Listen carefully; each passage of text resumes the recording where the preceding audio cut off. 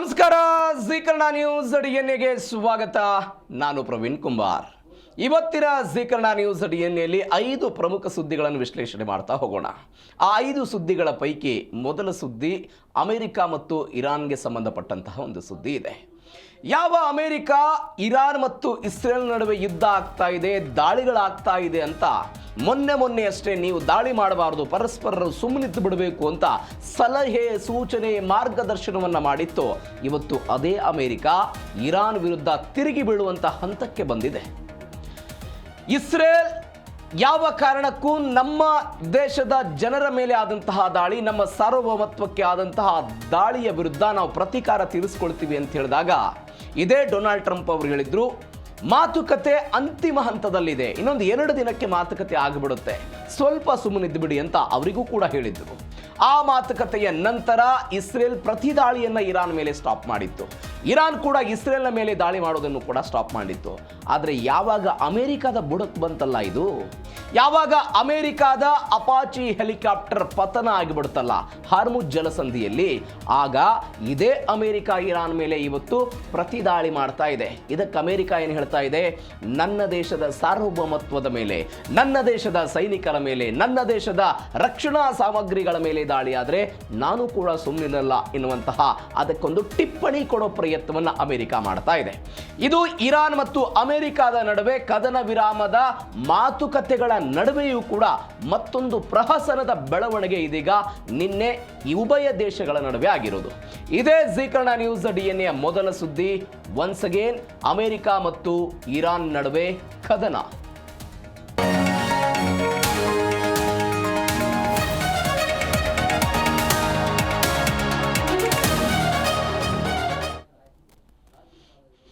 Hormuz ಜಲಸಂಧಿ February 28ನೇ ತಾರೀಕಿಗೆ ಯುದ್ಧ ಶುರುವಾದ ನಂತರ ಇದೇ ಜಲಸಂಧಿಯ ಬಗ್ಗೆ ವ್ಯಾಪಕವಾಗಿ ಚರ್ಚೆ ಆಗ್ತಾ ಇರೋದು ನೋಡ್ತಾ ಇದ್ದೀವಿ. ಇರಾನ್ ಮತ್ತು ಒಮಾನ್ ಹಿಡಿತದಲ್ಲಿ ನಮ್ಮ ಕರಾವಳಿ ಭಾಗದಲ್ಲಿ ಹಾರ್ಮುಜ್ ಜಲಸಂಧಿ ಇದೆ ಅನ್ನುವ ಕಾರಣಕ್ಕಾಗಿ ಅದು ನಮ್ಮ ಹಿಡಿತಕ್ಕೆ ಸಿಗಬೇಕು ಅಂತ ಆ 2 ದೇಶಗಳು ಇಲ್ಲ, ನೀವು ಯಾವುದೇ ಕಾರಣಕ್ಕೂ ಬೇರೊಂದು ವಾಣಿಜ್ಯ ಹಡಗುಗಳ ಮೇಲೆ ದಾಳಿ ಮಾಡಬಾರದು, ಅದರ ನೇತೃತ್ವ ನನಗೆ ಬೇಕು ಅಂತ ಅಮೆರಿಕದ ಅಧ್ಯಕ್ಷ ಡೊನಾಲ್ಡ್ ಟ್ರಂಪ್, ಇದರ ಭಾಗವಾಗಿ ನೌಕಾ ದಿಗ್ಬಂಧನವನ್ನ ಇದೇ ಅಮೆರಿಕ ಹಾರ್ಮುಜ್ ಜಲಸಂಧಿಯಲ್ಲಿ ತೆಗೆದುಕೊಂಡು ಹಾಕ್ತಾರೆ. ಈ ನೌಕಾ ದಿಗ್ಬಂಧನದ ಭಾಗವಾಗಿ ಅಮೆರಿಕ ಏನ್ ಮಾಡಿತ್ತು ಅಂತ ಹೇಳಿದ್ರೆ, ಅತ್ಯಾಧುನಿಕವಾದಂತಹ ಅಪಾಚೆ ಹೆಲಿಕಾಪ್ಟರ್ಗಳನ್ನ ಇಲ್ಲಿ ನಿಯೋಜನೆ ಮಾಡಿತ್ತು. ಇದೀಗ ಆ ಅಪಾಚೆ ಹೆಲಿಕಾಪ್ಟರ್ ಪತನ ಆಗ್ಬಿಟ್ಟಿದೆ. ಅದಕ್ಕೆ ಬೇರೆ ಬೇರೆ ಕಾರಣಗಳಿದೆ. ಯಾವಾಗ ಇದು ಪತನ ಆಯ್ತಲ್ಲ, ಈ ಪತನದ ನಂತರ ಹಾರ್ಮುಜ್ ಜಲಸಂಧಿಯಲ್ಲಿ ಪರಿಸ್ಥಿತಿ ಕೈಮೀರಿ ಹೋಗ್ಬಿಟ್ಟಿದೆ. ಪರಿಸ್ಥಿತಿ ಕೈಮೀರಿತು. ಇದೇ ಡೊನಾಲ್ಡ್ ಟ್ರಂಪ್ ಏನು ಹೇಳ್ತಾ ಇದ್ರು, ಮಾತುಕತೆ ಫಲಪ್ರದ ಆಗ್ತಾ ಇದೆ, ಸುಮ್ಮನಿರಿ ಅಂತ ಇಸ್ರೇಲ್ಗೆ ಮಾರ್ಗದರ್ಶನ ಮಾಡ್ತಾ ಇದ್ದಂತಹ ಟ್ರಂಪ್ ಇವತ್ತು ಒನ್ಸ್ ಅಗೇನ್ ಇರಾನ್ ವಿರುದ್ಧ ದಾಳಿ ಮಾಡುವ ಹಂತಕ್ಕೆ ಬಂದ್ಬಿಟ್ರು. ಆ ಪರಿಸ್ಥಿತಿ ನಿರ್ಮಾಣ ಆಗೋದಕ್ಕೆ ಶುರುವಾಯಿತು. ಯಾವ ಕಾರಣಕ್ಕಾಗಿ? ಇದರ ಮೇಲೆ ಆದಂತಹ ದಾಳಿ, ಇರಾನ್ ಮಣ್ಣಿನ ಮೇಲೆ ಬಾಂಬ್ ಸುಳಿಮಳೆ ಮಾಡೋದಕ್ಕೆ, ಅಂದ್ರೆ ಬಾಂಬ್ಗಳನ್ನು ಸುರಿಯೋದಕ್ಕೆ ಅಮೆರಿಕ ಅಧ್ಯಕ್ಷ ಡೊನಾಲ್ಡ್ ಟ್ರಂಪ್ ಸೂಚನೆಯನ್ನು ಕೊಟ್ಟುಬಿಟ್ಟಿದ್ದಾರೆ. ಇದರ ಭಾಗವಾಗಿ ಅಮೆರಿಕದ ಸೈನಿಕರು ಕೂಡ ಇದೀಗ ಸಜ್ಜಾಗಿ ನಿಂತಿರೋದು. ಹಾಗಾದರೆ ಏನಾಯ್ತಿದು? ಯಾಕೆ ಅಪಾಚೆ ಎನ್ನುವಂಥ ಈ ಹೆಲಿಕಾಪ್ಟರ್ ಪತನ ಆಗೋದಕ್ಕೆ ಕಾರಣ ಏನು? ಇರಾನ್ನ ಏನಾದರೂ ಕೈವಾಡ ಇದರಲ್ಲಿದೆಯಾ? ಡಿಕ್ಕಿ ಹೊಡಿತು ಅಂತ ಹೇಳ್ತಾರೆ, ಆಕ್ಸಿಡೆಂಟ್ ಆಯಿತು ಅಂತ ಹೇಳ್ತಾರೆ, ಉದ್ದೇಶಪೂರ್ವಕವಾಗಿಯೇ ಇಂಥದ್ದೊಂದು ದಾಳಿಯಾಗಿದೆ ಅಂತಲೂ ಕೂಡ ಹೇಳ್ತಾರೆ. ಯಾಕಂದರೆ ಏಪ್ರಿಲ್ ತಿಂಗಳಲ್ಲಿ ಇದೇ ಅಮೆರಿಕ ತನ್ನ F-15 ಯುದ್ಧ ವಿಮಾನವನ್ನು ಇರಾನ್ನ ದಾಳಿಯ ಹೊಡೆತಕ್ಕೆ ಒಳಗಾಗಿ ಪತನ ಆಗಿದ್ದನ್ನು ನಾವು ನೋಡಿದ್ದೀವಿ. F-15 ಯುದ್ಧ ವಿಮಾನವನ್ನು ಕಳೆದುಕೊಂಡಿತ್ತು ಅಮೆರಿಕ. ಇಡೀ ಜಾಗತಿಕವಾಗಿ ತಂತ್ರಜ್ಞಾನದ ಬಗ್ಗೆ, ತನ್ನ ರಕ್ಷಣಾ ಸಾಮಗ್ರಿಗಳ ಬಗ್ಗೆ ಒಂದು ಆಂತರಿಕವಾಗಿ ಅದರ ತಂತ್ರಜ್ಞಾನ ವೀಕ್ ಇದೆ ಅನ್ನುವಂತಹ ಒಂದು ಬೆಳವಣಿಗೆ ಆಗೋದಕ್ಕೂ ಕೂಡ ಇದೆಲ್ಲವೂ ಕೂಡ ಕಾರಣ ಆಗಿತ್ತು. ಇದರ ನಡುವೆ ಈ ಯುದ್ಧ ಭೂಮಿಯಲ್ಲಿ ಮೊಟ್ಟ ಮೊದಲ ಬಾರಿಗೆ ಅಪಾಚೆ ಹೆಲಿಕಾಪ್ಟರ್ಗಳನ್ನು ಅಮೆರಿಕ ಕಳೆದುಕೊಂಡಿದೆ. ಹೆಂಗಾಯ್ತು ದಾಳಿ, ಏನು ಎತ್ತ ಡೀಟೇಲ್ಸ್ ನೋಡ್ತಾ ಹೋಗೋಣ. ಹಾರ್ಮುಜ್ನಲ್ಲಿ ಅಮೆರಿಕ ಅಪಾಚೆ ಅಪ್ಪಚ್ಚಿ ಆಗಿರೋದು ನಾನು ಆವಾಗಲೇ ಹೇಳ್ತಾ ಇದ್ದೆ. ಹಾರ್ಮುಜ್ ಜಲಸಂಧಿ ನೀನಾ ಎನ್ನುವಂಥ ಹಿಡಿತದ ಕಾರಣಕ್ಕಾಗಿ ದಾಳಿಗಳಾಗ್ತಾ ಇತ್ತು. ಅದಕ್ಕಾಗಿಯೇ ನೌಕಾ ದಿಗ್ಬಂಧನವನ್ನು ವಿಧಿಸಿದ್ರು ಡೊನಾಲ್ಡ್ ಟ್ರಂಪ್. ಅನೇಕ ನೌಕೆಗಳನ್ನು ತೆಗೆದುಕೊಂಡು ಬಂದರು, ಸೈನಿಕರನ್ನು ಅಲ್ಲಿ ನಿಯೋಜನೆ ಮಾಡೋ ಪ್ರಯತ್ನವಾಯಿತು. ಆ ನೌಕೆಗಳ ಭಾಗವಾಗಿ ಅಪಾಚೆ ಹೆಲಿಕಾಪ್ಟರ್ಗಳನ್ನು ಕೂಡ ಇಲ್ಲಿ ನಿಯೋಜನೆ ಮಾಡಲಾಯಿತು. ಯಾವುದಕ್ಕಾಗಿ? IRGC ಮೇಲೆ ಕಣ್ಣಿಡಬೇಕು ಅನ್ನೋ ಕಾರಣಕ್ಕಾಗಿ, ಇರಾನ್ ಮೇಲೆ ಕಣ್ಣಿಡಬೇಕು ಅನ್ನೋ ಕಾರಣಕ್ಕಾಗಿ. ಹೆಂಗೆ ಈ ಇರಾನ್ ಏನು ಮಾಡ್ತಾ ಇತ್ತು, ಹಾರ್ಮುಜ್ ಜಲಸಂಧಿಯಲ್ಲಿ ಹೋಗ್ತಾ ಇದ್ದಂತಹ ಈ ವಾಣಿಜ್ಯ ಹಡಗುಗಳ ಮೇಲೆ ದಾಳಿ ಮಾಡೋದಕ್ಕೆ ನಾವು ಹಿಂದೆ ಅನೇಕ ಬಾರಿ ನೋಡಿದ ಹಾಗೆ ಸಣ್ಣದಾದಂತಹ ದೋಣಿಗಳನ್ನು ಬಳಕೆ ಮಾಡ್ಕೊಳ್ತಾ ಇತ್ತು. ನಾವು ಸೊಳ್ಳೆ ದೋಣಿಗಳಂತೂ ಕೂಡ ನಾವು ಅದಕ್ಕೆ ಕರೆದ್ವಿ, ಅದನ್ನು ಹಾಗೆ ಕರೀತಾರೆ.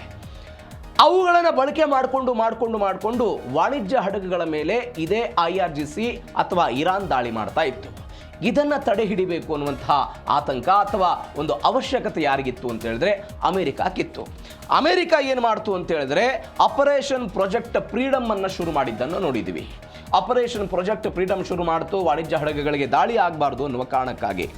ಇದೀಗ ಏನು ಮಾಡ್ತಾ ಇತ್ತು, ಈ ಅಪಾಚೆ ಹೆಲಿಕಾಪ್ಟರು ಈ ಹಡಗುಗಳ ಮೇಲೆ IRGCಗಳು ದಾಳಿ ಮಾಡ್ತಾ ಇತ್ತಲ್ಲ, ಆವಾಗ ಆಕಾಶದಿಂದ ನಿರಂತರವಾಗಿ ಕಾವಲು ಕಾಯ್ತಾ ಇದ್ದು ಈ ಹೆಲಿಕಾಪ್ಟರ್. ಆಕಾಶದಿಂದ ಸಣ್ಣ ಪುಟ್ಟನಾದಂತಹ ದೋಣಿಗಳ ಮುಖಾಂತರ ದಾಳಿ ಆಗ್ತಾ ಇತ್ತು. ಯಾವ್ಯಾವ ದೋಣಿ ಯಾವ ಮಾರ್ಗದ ಮುಖಾಂತರ ಬರುತ್ತೆ, ಎಲ್ಲಿ ದಾಳಿ ಆಗುತ್ತೆ, ಯಾವ ಹಡಗುಗಳನ್ನು ಇವರು ಟಾರ್ಗೆಟ್ ಮಾಡಿದ್ದಾರೆ, ಏನು ಎತ್ತ ಎಲ್ಲವನ್ನು ಕೂಡ ಇವರು ತನ್ನ ಅಪಾಚೆ ಹೆಲಿಕಾಪ್ಟರ್ಗಳ ಮುಖಾಂತರ ಆಕಾಶದಲ್ಲಿಯೇ ನೋಡುವಂತಹ ಒಂದು ವ್ಯವಸ್ಥೆಯನ್ನು ಮಾಡಿಕೊಂಡಿದ್ರು. ಅವುಗಳನ್ನು ಪತ್ತೆ ಹಚ್ಚುವ ಪ್ರಯತ್ನವನ್ನು ಮಾಡ್ತಾ ಇದ್ರು. ಇದೀಗ ಒಂದು ಬೆಳವಣಿಗೆ ಏನಾಯಿತು, ಇರಾನ್ ಉಡಾವಣೆ ಮಾಡುವಂತಹ ಒಂದು ಆತ್ಮಹತ್ಯಾ ಡ್ರೋನ್ ಆಕಾಶದಲ್ಲೇ ಹೊರಡುಳಿಸುವಂತಹ ಜವಾಬ್ದಾರಿಯನ್ನು ಈ ಹೆಲಿಕಾಪ್ಟರ್ಗಳಿಗೆ ಕೊಡಲಾಯಿತು. ಈ IRGC ಅವರು ಅಥವಾ ಇರಾನ್ ಅವರು ಏನು ಮಾಡ್ತಾ ಇದ್ರು, ಯಾವುದಾದ್ರೂ ವಾಣಿಜ್ಯ ಹಡಗು IRGC ನಿಯಮಗಳನ್ನು ಮೀರಿ ಅಮೆರಿಕದ ಮಿತ್ರ ದೇಶದ ಅನ್ನೋ ಕಾರಣಕ್ಕಾಗಿನೋ ಇಸ್ರೇಲ್ನ ಮಿತ್ರ ದೇಶ ಅನ್ನುವ ಕಾರಣಕ್ಕಾಗಿ ಹೋಗ್ತಾ ಇದ್ರೆ ಆತ್ಮಹತ್ಯಾ ಡ್ರೋನ್ಗಳನ್ನು ಅವರು ಪ್ರಯೋಗ ಮಾಡ್ತಾ ಇದ್ರು. ಕಾಮಿಕೋಚ್ ಎನ್ನುವಂತಹ ಡ್ರೋನ್ಗಳನ್ನು ಬಳಕೆ ಮಾಡ್ತಾ ಇದ್ರು. ಅವುಗಳನ್ನು ಆಕಾಶದಲ್ಲೇ ಇದ್ಕೊಂಡೇ ಈ ಅಪಾಚಿ ಹೆಲಿಕಾಪ್ಟರ್ಗಳ ಮುಖಾಂತರ ಹೊಡೆದುರುಳಿಸುವಂತಹ ಕೆಲಸಕ್ಕಾಗಿ ಇವುಗಳನ್ನು ಅಲ್ಲಿ ನಿಯೋಜನೆ ಮಾಡಲಾಗಿತ್ತು. ಇದು ಇರಾನ್ನ ಗಡಿಯ ಸಮೀಪವೇ ಈ ಎಲ್ಲ ಪ್ರಕ್ರಿಯೆಗಳು ಕೂಡ ಆಗ್ತಾ ಇತ್ತು. AH-64 ಅಂತ ಕರೀತಾರೆ ಇದಕ್ಕೆ, AH-64 ಅಪಾಚೆ ಅಂತ. ಇದನ್ನು ಹಾರಿಸುವಂತಹ ಸಮಯದಲ್ಲಿ ಇದೀಗ ಡಿಕ್ಕಿಯಾಗಿದೆ, ತಾಂತ್ರಿಕ ಕಾರಣಕ್ಕಾಗಿ ಆಯಿತು, ಏನು ಎತ್ತ ಆ ವಿಚಾರಕ್ಕೆ ಡೀಟೇಲ್ಸಿಗೆ ಬರ್ತೇನೆ. ಇದೀಗ ಅದು ಪತನ ಆಗಿದೆ. ಆದರೆ ಅದರಲ್ಲಿದ್ದಂತಹ ಇಬ್ಬರು ಪೈಲಟ್ಗಳು ಸುರಕ್ಷಿತವಾಗಿ ಬಂದಿದ್ದಾರೆ. 2026 ಏಪ್ರಿಲ್ 3ನೇ ತಾರೀಕಿಗೆ ತನ್ನದೇ F-15 ಯುದ್ಧ ವಿಮಾನವನ್ನು ಕಳೆದುಕೊಂಡಿದ್ದಂತಹ ಅಮೆರಿಕ ಒನ್ಸ್ ಅಗೇನ್ ತನ್ನ AH-64 ಅಪಾಚೆ ಎನ್ನುವಂಥ ಹೆಲಿಕಾಪ್ಟರ್ಗಳನ್ನು ಆ ಪತನದ ಮುಖಾಂತರ ಅನೇಕ ಸಂಶಯಗಳಿಗೆ ಇದು ಕೂಡ ಕಾರಣ ಆಗ್ತಾ ಇದೆ. ಇದು ಇರಾನ್ ಮತ್ತು ಅಮೆರಿಕದ ನಡುವೆ ಆಗಿರುವಂತಹ ಬೆಳವಣಿಗೆ. ಮತ್ತೊಂದು ಏನಾಯಿತು ಅಂತ ಹೇಳಿದರೆ, ಈ ಮಿಡಲ್ ಈಸ್ಟ್ ವಾರ್ನ ಬೆಳವಣಿಗೆಯಲ್ಲಿ ಇರಾನ್ ಮೇಲೆ ಇದೇ ಅಮೆರಿಕ ಮುಗಿಬಿದ್ದುಬಿಟ್ಟಿದೆ. ಕ್ಷಿಪಣಿಗಳ ದಾಳಿ, ಅಪಾಚೆ ಪತನದ ಬೆನ್ನಲ್ಲೇ ಇರಾನ್ ಮೇಲೆ ಭಾರೀ ವಾಯು ದಾಳಿಯನ್ನು ಅಮೆರಿಕಾದವರು ಆರಂಭಿಸಿದ್ರು. ಅಬ್ಬಾಸ್, ಜಾಸ್, ವೆಶ್ ದ್ವೀಪಗಳು ಏನೇನಿತ್ತು, ಈ ಹಿಂದೆ ಏನೇನು ದಾಳಿ ಮಾಡಿದ್ರು, ಒನ್ಸ್ಗೇನ್ ಅವುಗಳನ್ನೇ ಟಾರ್ಗೆಟ್ ಮಾಡಿ ಬಾಂಬ್ಗಳ ಸುರಿಮಳೆಯನ್ನೆಲ್ಲ ಮಾಡಿದರು. ರಕ್ಷಣಾ ವ್ಯವಸ್ಥೆ, ರಡಾರ್ ಕೇಂದ್ರಗಳನ್ನು ಧ್ವಂಸಗೊಳಿಸಿದ್ರು ಸೆಂಟ್ಕಾಮ್ನವರು. ಪ್ರತ್ಯುತ್ತರ ಅಂತ ಅಮೆರಿಕ ಸೇನೆ ಹೇಳ್ಕೊಂಡಿದೆ. ಪ್ರತ್ಯುತ್ತರ ಇದು ಅಂತ. H-64 ಅಪಾಚೆ ಹೆಲಿಕಾಪ್ಟರ್ ಪತನ ಆಯ್ತಲ್ಲ, ಅವಾಗ ಪ್ರತ್ಯುತ್ತರ ಇರಾನ್ನ ಅನಗತ್ಯ ಆಕ್ರಮಣ ನೀಡಿದ್ದಕ್ಕೆ ನಮ್ಮ ರಕ್ಷಣೆಗೆ ಮತ್ತು ಸೂಕ್ತ ಪ್ರತಿಕ್ರಿಯೆಗಾಗಿ ನಾವು ಇಂಥದ್ದೊಂದು ದಾಳಿ ಮಾಡಿದ್ದೀವಿ ಅಂತ ಇರಾನ್ ಕರಾವಳಿ ಮತ್ತು ಹಾರ್ಮುಜ್ ಜಲಸಂಧಿಯ ಕ್ಷಿಪಣಿ ಉಡಾವಣಾ ಕೇಂದ್ರಗಳು, ರಡಾರ್ ಕೇಂದ್ರಗಳು, ಡ್ರೋನ್ ನಿಯಂತ್ರಣ ಕೇಂದ್ರಗಳ ಮೇಲೆ ಇವರು ದಾಳಿ ಮಾಡಿದರು. ದಾಳಿ ಎಲ್ಲೆಲ್ಲಿ ಆಯಿತು, ಬಂದರ್ ಅಬ್ಬಾಸ್ನಲ್ಲಿ ದಾಳಿ ಆಯಿತು. ಜಾಸ್ಕ್ ಒಂದು ಕರಾವಳಿಯ ನಗರ, ಇದು ಇರಾನ್ದು. ಜಾಸ್ಕ್ ಎನ್ನುವಂತಹ ಪ್ರದೇಶದಲ್ಲಾಯಿತು. ಅದಾದ ನಂತರ ಕ್ವೇಶ್ ದ್ವೀಪ, ಈ ಹಿಂದೆನೂ ಕೂಡ ದಾಳಿಯಾಗಿತ್ತು. ಒನ್ಸ್ ಅಗೇನ್ ಅಲ್ಲಿ ದಾಳಿ ಮಾಡಿ ಇರಾನ್ಗೆ ಒಂದಿಷ್ಟು ಹಾನಿ ಮಾಡೋ ಪ್ರಯತ್ನವನ್ನು ಅಮೆರಿಕಾದವರು ಮಾಡಿದ್ದಾರೆ.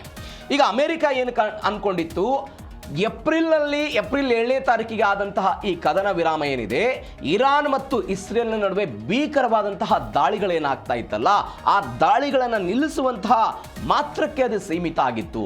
ಆದರೆ ಹಾರ್ಮುಜ್ ಜಲಸಂಧಿಯಲ್ಲಿ ಹಡಗು ಸಂಚಾರಕ್ಕೆ ಯಾವುದೇ ಕಾರಣಕ್ಕೂ ಅಡ್ಡಿಯಾಗಬಾರದು ಅಂತ ಅಮೆರಿಕದ್ದೊಂದು ವಾದ ಇತ್ತು. ಬಟ್ ಇರಾನ್ ಏನು ಅಂದ್ಕೊಂಡಿತ್ತು, ಈ ವಿಚಾರದಲ್ಲಿ ತನ್ನ ಗಡಿಯ ಸಮೀಪ ಅಮೆರಿಕದ ಹೆಲಿಕಾಪ್ಟರ್ಗಳು ಅಥವಾ ಡ್ರೋನ್ ಗಸ್ತುಗಳೇನು ತಿರುಗ್ತಾ ಇತ್ತು, ಅದು ಕೂಡ ಕದನ ವಿರಾಮದ ಉಲ್ಲಂಘನೆ ಅಂತ ಇರಾನ್ ಅಂದುಕೊಂಡಿತ್ತು. ನಾನು ವಾಣಿಜ್ಯ ಹಡಗುಗಳಿಗೆ ರಕ್ಷಣೆ ಕೊಡ್ತೀನಿ, ವಾಣಿಜ್ಯ ಹಡಗುಗಳ ಮೇಲೆ ದಾಳಿ ಆಗಬಾರ್ದು ಅನ್ನೋ ಕಾರಣಕ್ಕಾಗಿ ಈ ಪ್ರಯತ್ನ ಮಾಡ್ತಾ ಇದ್ದೀನಿ ಅಂತ ಅಮೆರಿಕ ಅಂದುಕೊಂಡ್ರೆ, ಇರಾನ್ ಅಂದುಕೊಂಡಿತು ತನ್ನ ಗಡಿಯ ಬಳಿ ಇವುಗಳನ್ನು ನಿಯೋಜನೆ ಮಾಡೋದು ಕೂಡ ಕದನ ವಿರಾಮದ ಉಲ್ಲಂಘನೆ ಅಂತ.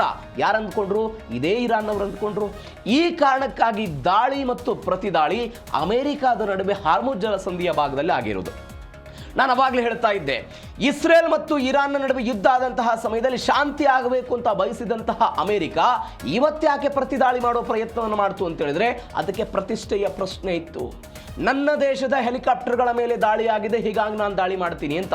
ನೀವು ಗಮನಿಸಿ, ಇತರರ ಜಗಳಕ್ಕೆ ನಾನು ಮಧ್ಯಸ್ಥಿಕೆ ವಹಿಸ್ತೀನಿ, ನೀವು ಜಗಳ ಬಗೆಹರಿಸ್ತೀನಿ, ಆದರೆ ನನ್ನ ಮೇಲೆ ಏನಾದರೂ ದಾಳಿ ಆದರೆ ನಾನು ಸುಮ್ಮನೆ ಕೂರಲ್ಲ ಎನ್ನುವಂತಹ ಒಂದು ಮೆಸೇಜ್ ಕೊಡೋ ಪ್ರಯತ್ನದ ಭಾಗವಾಗಿ ಅಮೆರಿಕ ಇರಾನ್ ಮೇಲೆ ದಾಳಿ ಮಾಡಿತು. ನೀವು ಹಿಂದೆ ವಿಯೆಟ್ನಾಂ ಮೇಲೆ ದಾಳಿ ಆದಂತಹ ಸಮಯದಲ್ಲೂ ಕೂಡ ಏನು ಬೆಳವಣಿಗೆಗಳಾಗಿತ್ತು ಅಂತ ಹೇಳಿದ್ರೆ, ಒಂದು ಕಡೆ ವಿಯೆಟ್ನಾಂ ಜೊತೆಗೆ ಮಾತುಕತೆ, ವಿಯೆಟ್ನಾಂನವರು ಒನ್ಸ್ ಅಗೇನ್ ಅಮೆರಿಕಾದ ಮೇಲೆ ದಾಳಿ ಮಾಡ್ತಾರೆ. ಅಮೆರಿಕಾದ ಮೇಲೆ ದಾಳಿ ಮಾಡಿದಾಗ ಅಮೆರಿಕ ಅವತ್ತಿನ ಅಧ್ಯಕ್ಷರು ಏನು ಮಾಡ್ತಾರೆ ಅಂತ ಹೇಳಿದ್ರೆ, ಅಮೆರಿಕಾದ ಅಸ್ತಿತ್ವದ ಮೇಲೆ ದಾಳಿ ಆಗ್ತಾ ಇದೆ, ಮಾತುಕತೆಯನ್ನು ನಡೆಸಲ್ಲ ಅಂತ ಒನ್ಸ್ ಅಗೇನ್ ದಾಳಿ ಮಾಡ್ತಾರೆ. 2020ರಲ್ಲಿ ಇದೇ ಇರಾನ್ನ ಜೊತೆಗೆ ಒಂದು ಕಡೆ ಮಾತುಕತೆ ಆಗ್ತಾ ಇರುತ್ತೆ. ಇದೇ ಇರಾನ್ ಏನು ಮಾಡುತ್ತೆ, ಒಂದು ಸಮುದ್ರದ ಪ್ರದೇಶ, ಅಮೆರಿಕಾದ ಸಮುದ್ರದ ಪ್ರದೇಶದ ಮೇಲೆ ದಾಳಿ ಮಾಡುತ್ತೆ. ನೋ ನಾವು ಇರಾನ್ ಜೊತೆಗೆ ಮಾತುಕತೆಯನ್ನು ಮಾಡಲ್ಲ ಅಂತ ಹೇಳಿ ಇದೇ ಸುಲೈಮಾನಿ ಅವರನ್ನು ಹತ್ಯೆ ಮಾಡುವ ಪ್ರಯತ್ನಕ್ಕೆ ಹೋಗುತ್ತೆ. ಇದರರ್ಥ ಅಮೆರಿಕಾದ ಸ್ವಾಭಿಮಾನಕ್ಕೆ ಅಥವಾ ಅಮೆರಿಕಕ್ಕೆ ಏನಾದರೂ ಧಕ್ಕೆ ಬಂದು ಯಾವುದಾದ್ರೂ ದೇಶಗಳು ದಾಳಿ ಮಾಡಿದರೆ ನಮಗೆ ಮಾತುಕತೆಗೆ ಕಿಮ್ಮತ್ತಿಲ್ಲ, ನಾವು ದಾಳಿ ಮಾಡ್ತೀವಿ ಎನ್ನುವಂತಹ ಒಂದು ಸಂದೇಶವನ್ನ ಅಮೆರಿಕಾದವರು ಕೊಡೋ ಪ್ರಯತ್ನವನ್ನು ಮಾಡಿದ್ದಾರೆ. ಇದೀಗ ಇರಾನ್ನಿಂದ US ಫಿಫ್ತ್ ಫ್ಲೀಟ್ ಮೇಲೆ ಪ್ರತಿ ದಾಳಿ ಆಗಿದೆ. ನೀವು ನೋಡಿ, ಅದೇನೋ ಅಂತಾರಲ್ಲ, ಪಕ್ಕದ ಮನೆ ಇಬ್ಬರು ಜಗಳ ಮಾಡಿದ್ರೆ ಎದುರು ಮನೆಯವರಿಗೆ ಬಂದು ಬಡ್ದಿತ್ತಂತೆ, ಹಂಗಾಗ್ತಾ ಇದೆ ಮಧ್ಯಪ್ರಾಚ್ಯದ ಪರಿಸ್ಥಿತಿ.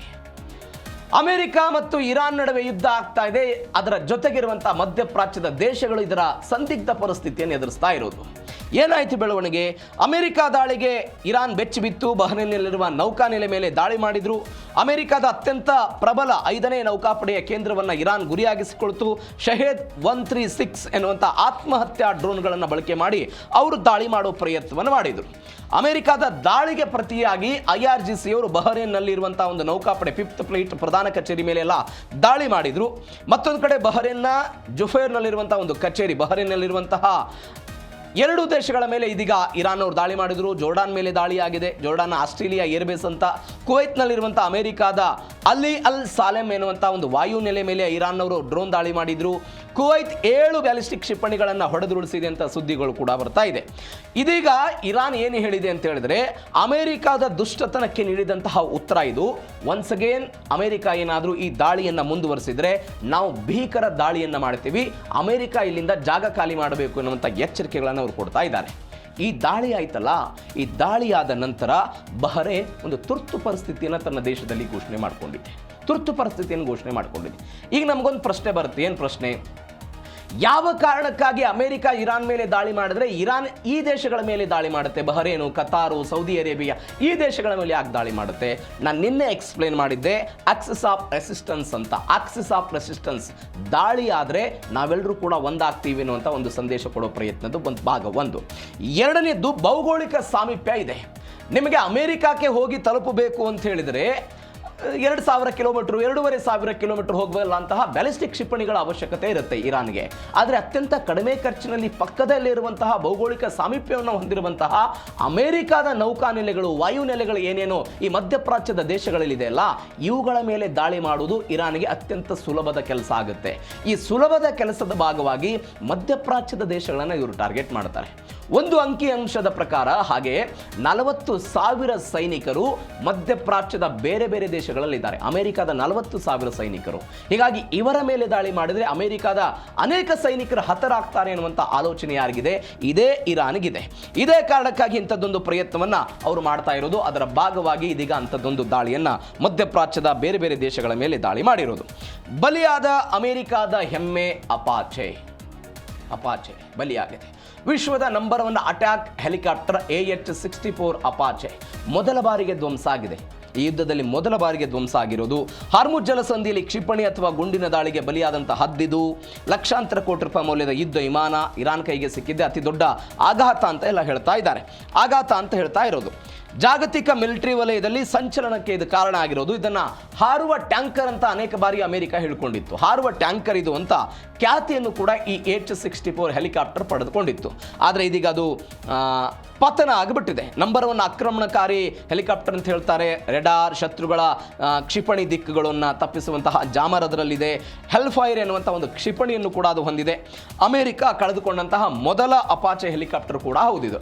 ಆ ಮುಖಾಂತರ ಒಂದು ಹಿನ್ನಡೆಯನ್ನು ಅಮೆರಿಕ ಈ ಯುದ್ಧದಲ್ಲಿ ಅನುಭವಿಸಿರೋದು. ಮತ್ತೊಂದು ಇದರ ವಿಶೇಷತೆ ಏನು ಅಂತ ಹೇಳಿದರೆ, ಕತ್ತಲಲ್ಲೂ ಕೂಡ, ನಡುರಾತ್ರಿಯ ಕಗ್ಗತ್ತಲಲ್ಲೂ ಕೂಡ, ಎಂಥದ್ದೇ ವಿಷಮ ಪರಿಸ್ಥಿತಿ ಇದ್ದಾಗಲೂ ಕೂಡ ಶತ್ರುಗಳನ್ನು ನಿಖರವಾಗಿ ಪತ್ತೆ ಹಚ್ಚುವಂತಹ, ಅವರನ್ನು ಬೇಟೆಯಾಡುವಂತಹ ತಂತ್ರಜ್ಞಾನ ಇದರಲ್ಲಿತ್ತು. ಮತ್ತೊಂದು ವಿಶೇಷತೆ ಅಂತ ಹೇಳಿದರೆ, ಈ AH-64 ಎನ್ನುವಂಥ ಹೆಲಿಕಾಪ್ಟರ್ ಶತ್ರುಗಳ 128 ಗುರಿಗಳನ್ನು ತಾನೇ ಪತ್ತೆ ಮಾಡ್ತಾ ಇತ್ತು. 128 ಗುರಿಗಳನ್ನು. ಇದರ ಜೊತೆಗೆ ನಾನು ಎಲ್ಲಿ ನಿಖರವಾಗಿ ದಾಳಿ ಮಾಡಿದರೆ ಶತ್ರುಗಳಿಗೆ ನಾವು ಹೊಡೆತವನ್ನು ಕೊಡಬಹುದು ಅನ್ನೋದನ್ನು ಸ್ವಯಂ ಚಾಲಿತವಾಗಿ ಇದೇ ಹೆಲಿಕಾಪ್ಟರ್ 16 ಕೇಂದ್ರಗಳನ್ನು ಗುರುತು ಮಾಡ್ತಾ ಇತ್ತು. 16 ಕೇಂದ್ರಗಳನ್ನು ಗುರುತು ಮಾಡ್ತಾ ಇತ್ತು. 284 ಕಿಲೋಮೀಟರ್ ವೇಗದಲ್ಲಿ ಇದರ ಚಲನೆ ಇತ್ತು. 1986ರಲ್ಲಿ ಅಮೆರಿಕ ಇದನ್ನು ಅಳವಡಿಸಿಕೊಂಡಿತ್ತು. ಹಿಂದೆ ಅನೇಕ ಯುದ್ಧದಲ್ಲಿ 40 ವರ್ಷಗಳ ಈ ಅವಧಿಯಲ್ಲಿ ಅಮೆರಿಕದ ಬೆನ್ನೆಲುಬಾಗಿ ಈ ಹೆಲಿಕಾಪ್ಟರ್ ಇದ್ದಿದ್ದು. ಈ ಹೆಲಿಕಾಪ್ಟರ್ ಬೆನ್ನೆಲುಬಾಗಿ ನಿಂತಿತ್ತು. ಅಜೇಯ ಅಸ್ತ್ರ ಅಂತಲೇ ಅಮೆರಿಕ ಇದನ್ನು ಕರೆದುಕೊಳ್ತಾ ಇತ್ತು. ಆದರೆ ಇದೀಗ ಇರಾನ್ನ ಹೊಡೆತಕ್ಕೆ ಇದು ಪತನ ಆಗಿ ಹೋಗ್ಬಿಟ್ಟಿದೆ. ಮತ್ತೊಂದು ಕಡೆ ಸಿ ಡ್ರೋನ್ ಮುಖಾಂತರ ಪೈಲಟ್ಗಳ ರಕ್ಷಣೆ ಆಗಿದೆ. ನೀವು ನೋಡಿ, F-15 ಯುದ್ಧ ವಿಮಾನ ಪತನ ಆದಾಗಲೂ ಕೂಡ ಅತ್ಯಂತ ರೋಚಕವಾಗಿ ಕೆಲವೇ ಗಂಟೆಗಳಲ್ಲಿ ಅಮೆರಿಕ ತನ್ನ ಪೈಲಟ್ಗಳನ್ನು ರಕ್ಷಣೆ ಮಾಡಿಕೊಂಡು ತನ್ನದೇ ಆದಂತಹ ಸೇನಾ ನೆಲೆಗಳಿಗೆ ಕರೆದುಕೊಂಡು ಹೋಗಿದ್ದನ್ನು ನೋಡಿದ್ವಿ. ಒನ್ಸ್ ಅಗೇನ್ ಅದೇ ರೀತಿಯಾಗಿದೆ. ಇತಿಹಾಸದಲ್ಲೇ ಮೊದಲ ಬಾರಿಗೆ ಸಿ ಡ್ರೋನ್ ಅನ್ನು ಬಳಸಿ ಪೈಲಟ್ಗಳನ್ನು ಅಮೆರಿಕ ರಕ್ಷಣೆ ಮಾಡಿದೆ. ಟಾಸ್ಕ್ ಫೋರ್ಸ್ 59 ವಿಭಾಗದ ಮಾನವರಹಿತ ದೋಣಿಯಿಂದ ರಕ್ಷಣಾ ಕಾರ್ಯಾಚರಣೆ ಮಾಡಲಾಯಿತು. ಸಮುದ್ರದ ಮಧ್ಯೆ ಬೆಂಕಿ ಉರಿತಾ ಇರುವಾಗಲೇ ಭಾರತೀಯ ನಾವಿಕರಂತೆ ಪೈಲಟ್ಗಳೆಲ್ಲ ಸೇಫ್ ಆಗಿಬಿಟ್ಟಿದ್ದಾರೆ. ಸೇಫ್ ಆದ್ರೆ ಹೆಂಗಾಯ್ತು ಇದು ಕಾರ್ಯಾಚರಣೆ ಅಂತ ಹೇಳಿದ್ರೆ, AH-64 ಈ ಹೆಲಿಕಾಪ್ಟರ್ ಹೊರ ಕವಚ 23 mm ವರೆಗಿನ ವಿಮಾನ ನಿರೋಧಕ ಗನ್ಗಳ ಗುಂಡಿನ ದಾಳಿಯನ್ನು ತಡೆಯಬಲ್ಲಂತಹ ಶಕ್ತಿ ಸಾಮರ್ಥ್ಯವನ್ನು ಇದು ಹೊಂದಿದೆ. ಕಾಕಿ ಫಿಟ್ ಸಾಮರ್ಥ್ಯ ಸಂಪೂರ್ಣವಾಗಿ ಬುಲೆಟ್ ಪ್ರೂಫ್ ಇರುತ್ತೆ. ಹೆಲಿಕಾಪ್ಟರ್ ಒಂದು ವೇಳೆ ಏನಾದರೂ ನಿಯಂತ್ರಣ ತಪ್ಪಿ ಪತನ ಆದಂತಹ ಸಮಯದಲ್ಲಿ ಪೈಲಟ್ಗಳಿಗೆ ಏನೂ ಆಗದಂತೆ ಇರುವಂತಹ ಒಂದು ವ್ಯವಸ್ಥೆ ಕಾಕ್ಪಿಟ್ನಲ್ಲಿ ಇರುತ್ತೆ. ಇದು ಕೂಡ ಅದಕ್ಕೆ ಕ್ರಾಶ್ ಸರ್ವೈವಲ್ ಅನ್ನುವಂತಹ ಒಂದು ಸೀಟ್ ಇದೆ. ಆ ಸೀಟ್ನ ಮುಖಾಂತರ ಈ ಪೈಲಟ್ಗಳೆಲ್ಲ ಜೀವವನ್ನು ಉಳಿಸ್ಕೊಳ್ತಾರೆ.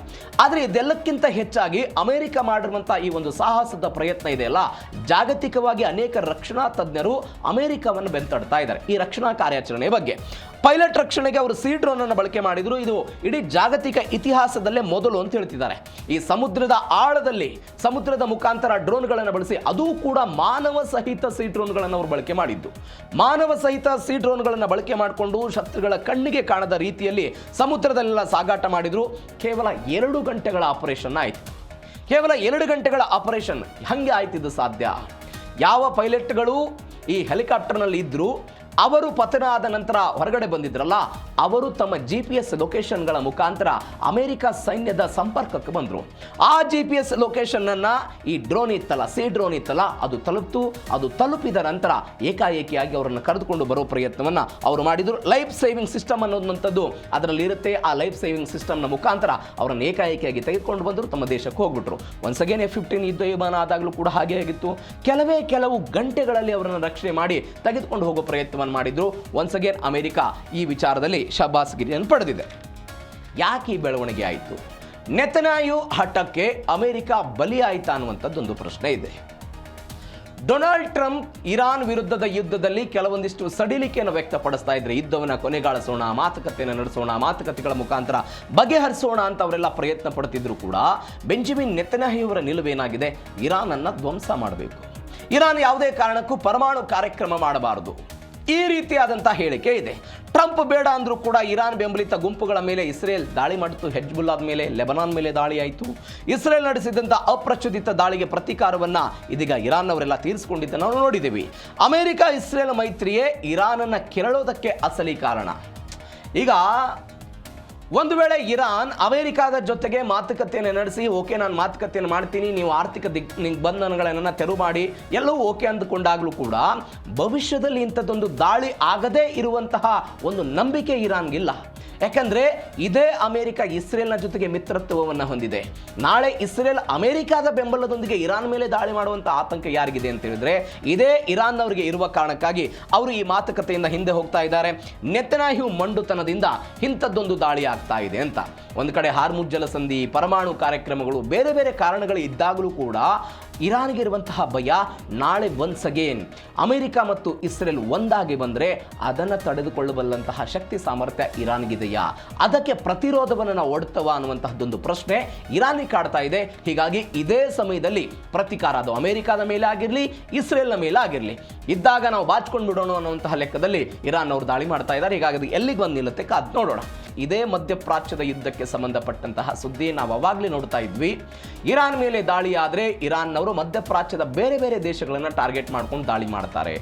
ಯಾಕೆ ಟಾರ್ಗೆಟ್ ಮಾಡ್ತಾರೆ ಅನ್ನುವಂತಹ ಡೀಟೇಲ್ಸ್ಗೂ ಕೂಡ ಬರ್ತೀನಿ ನಾನು.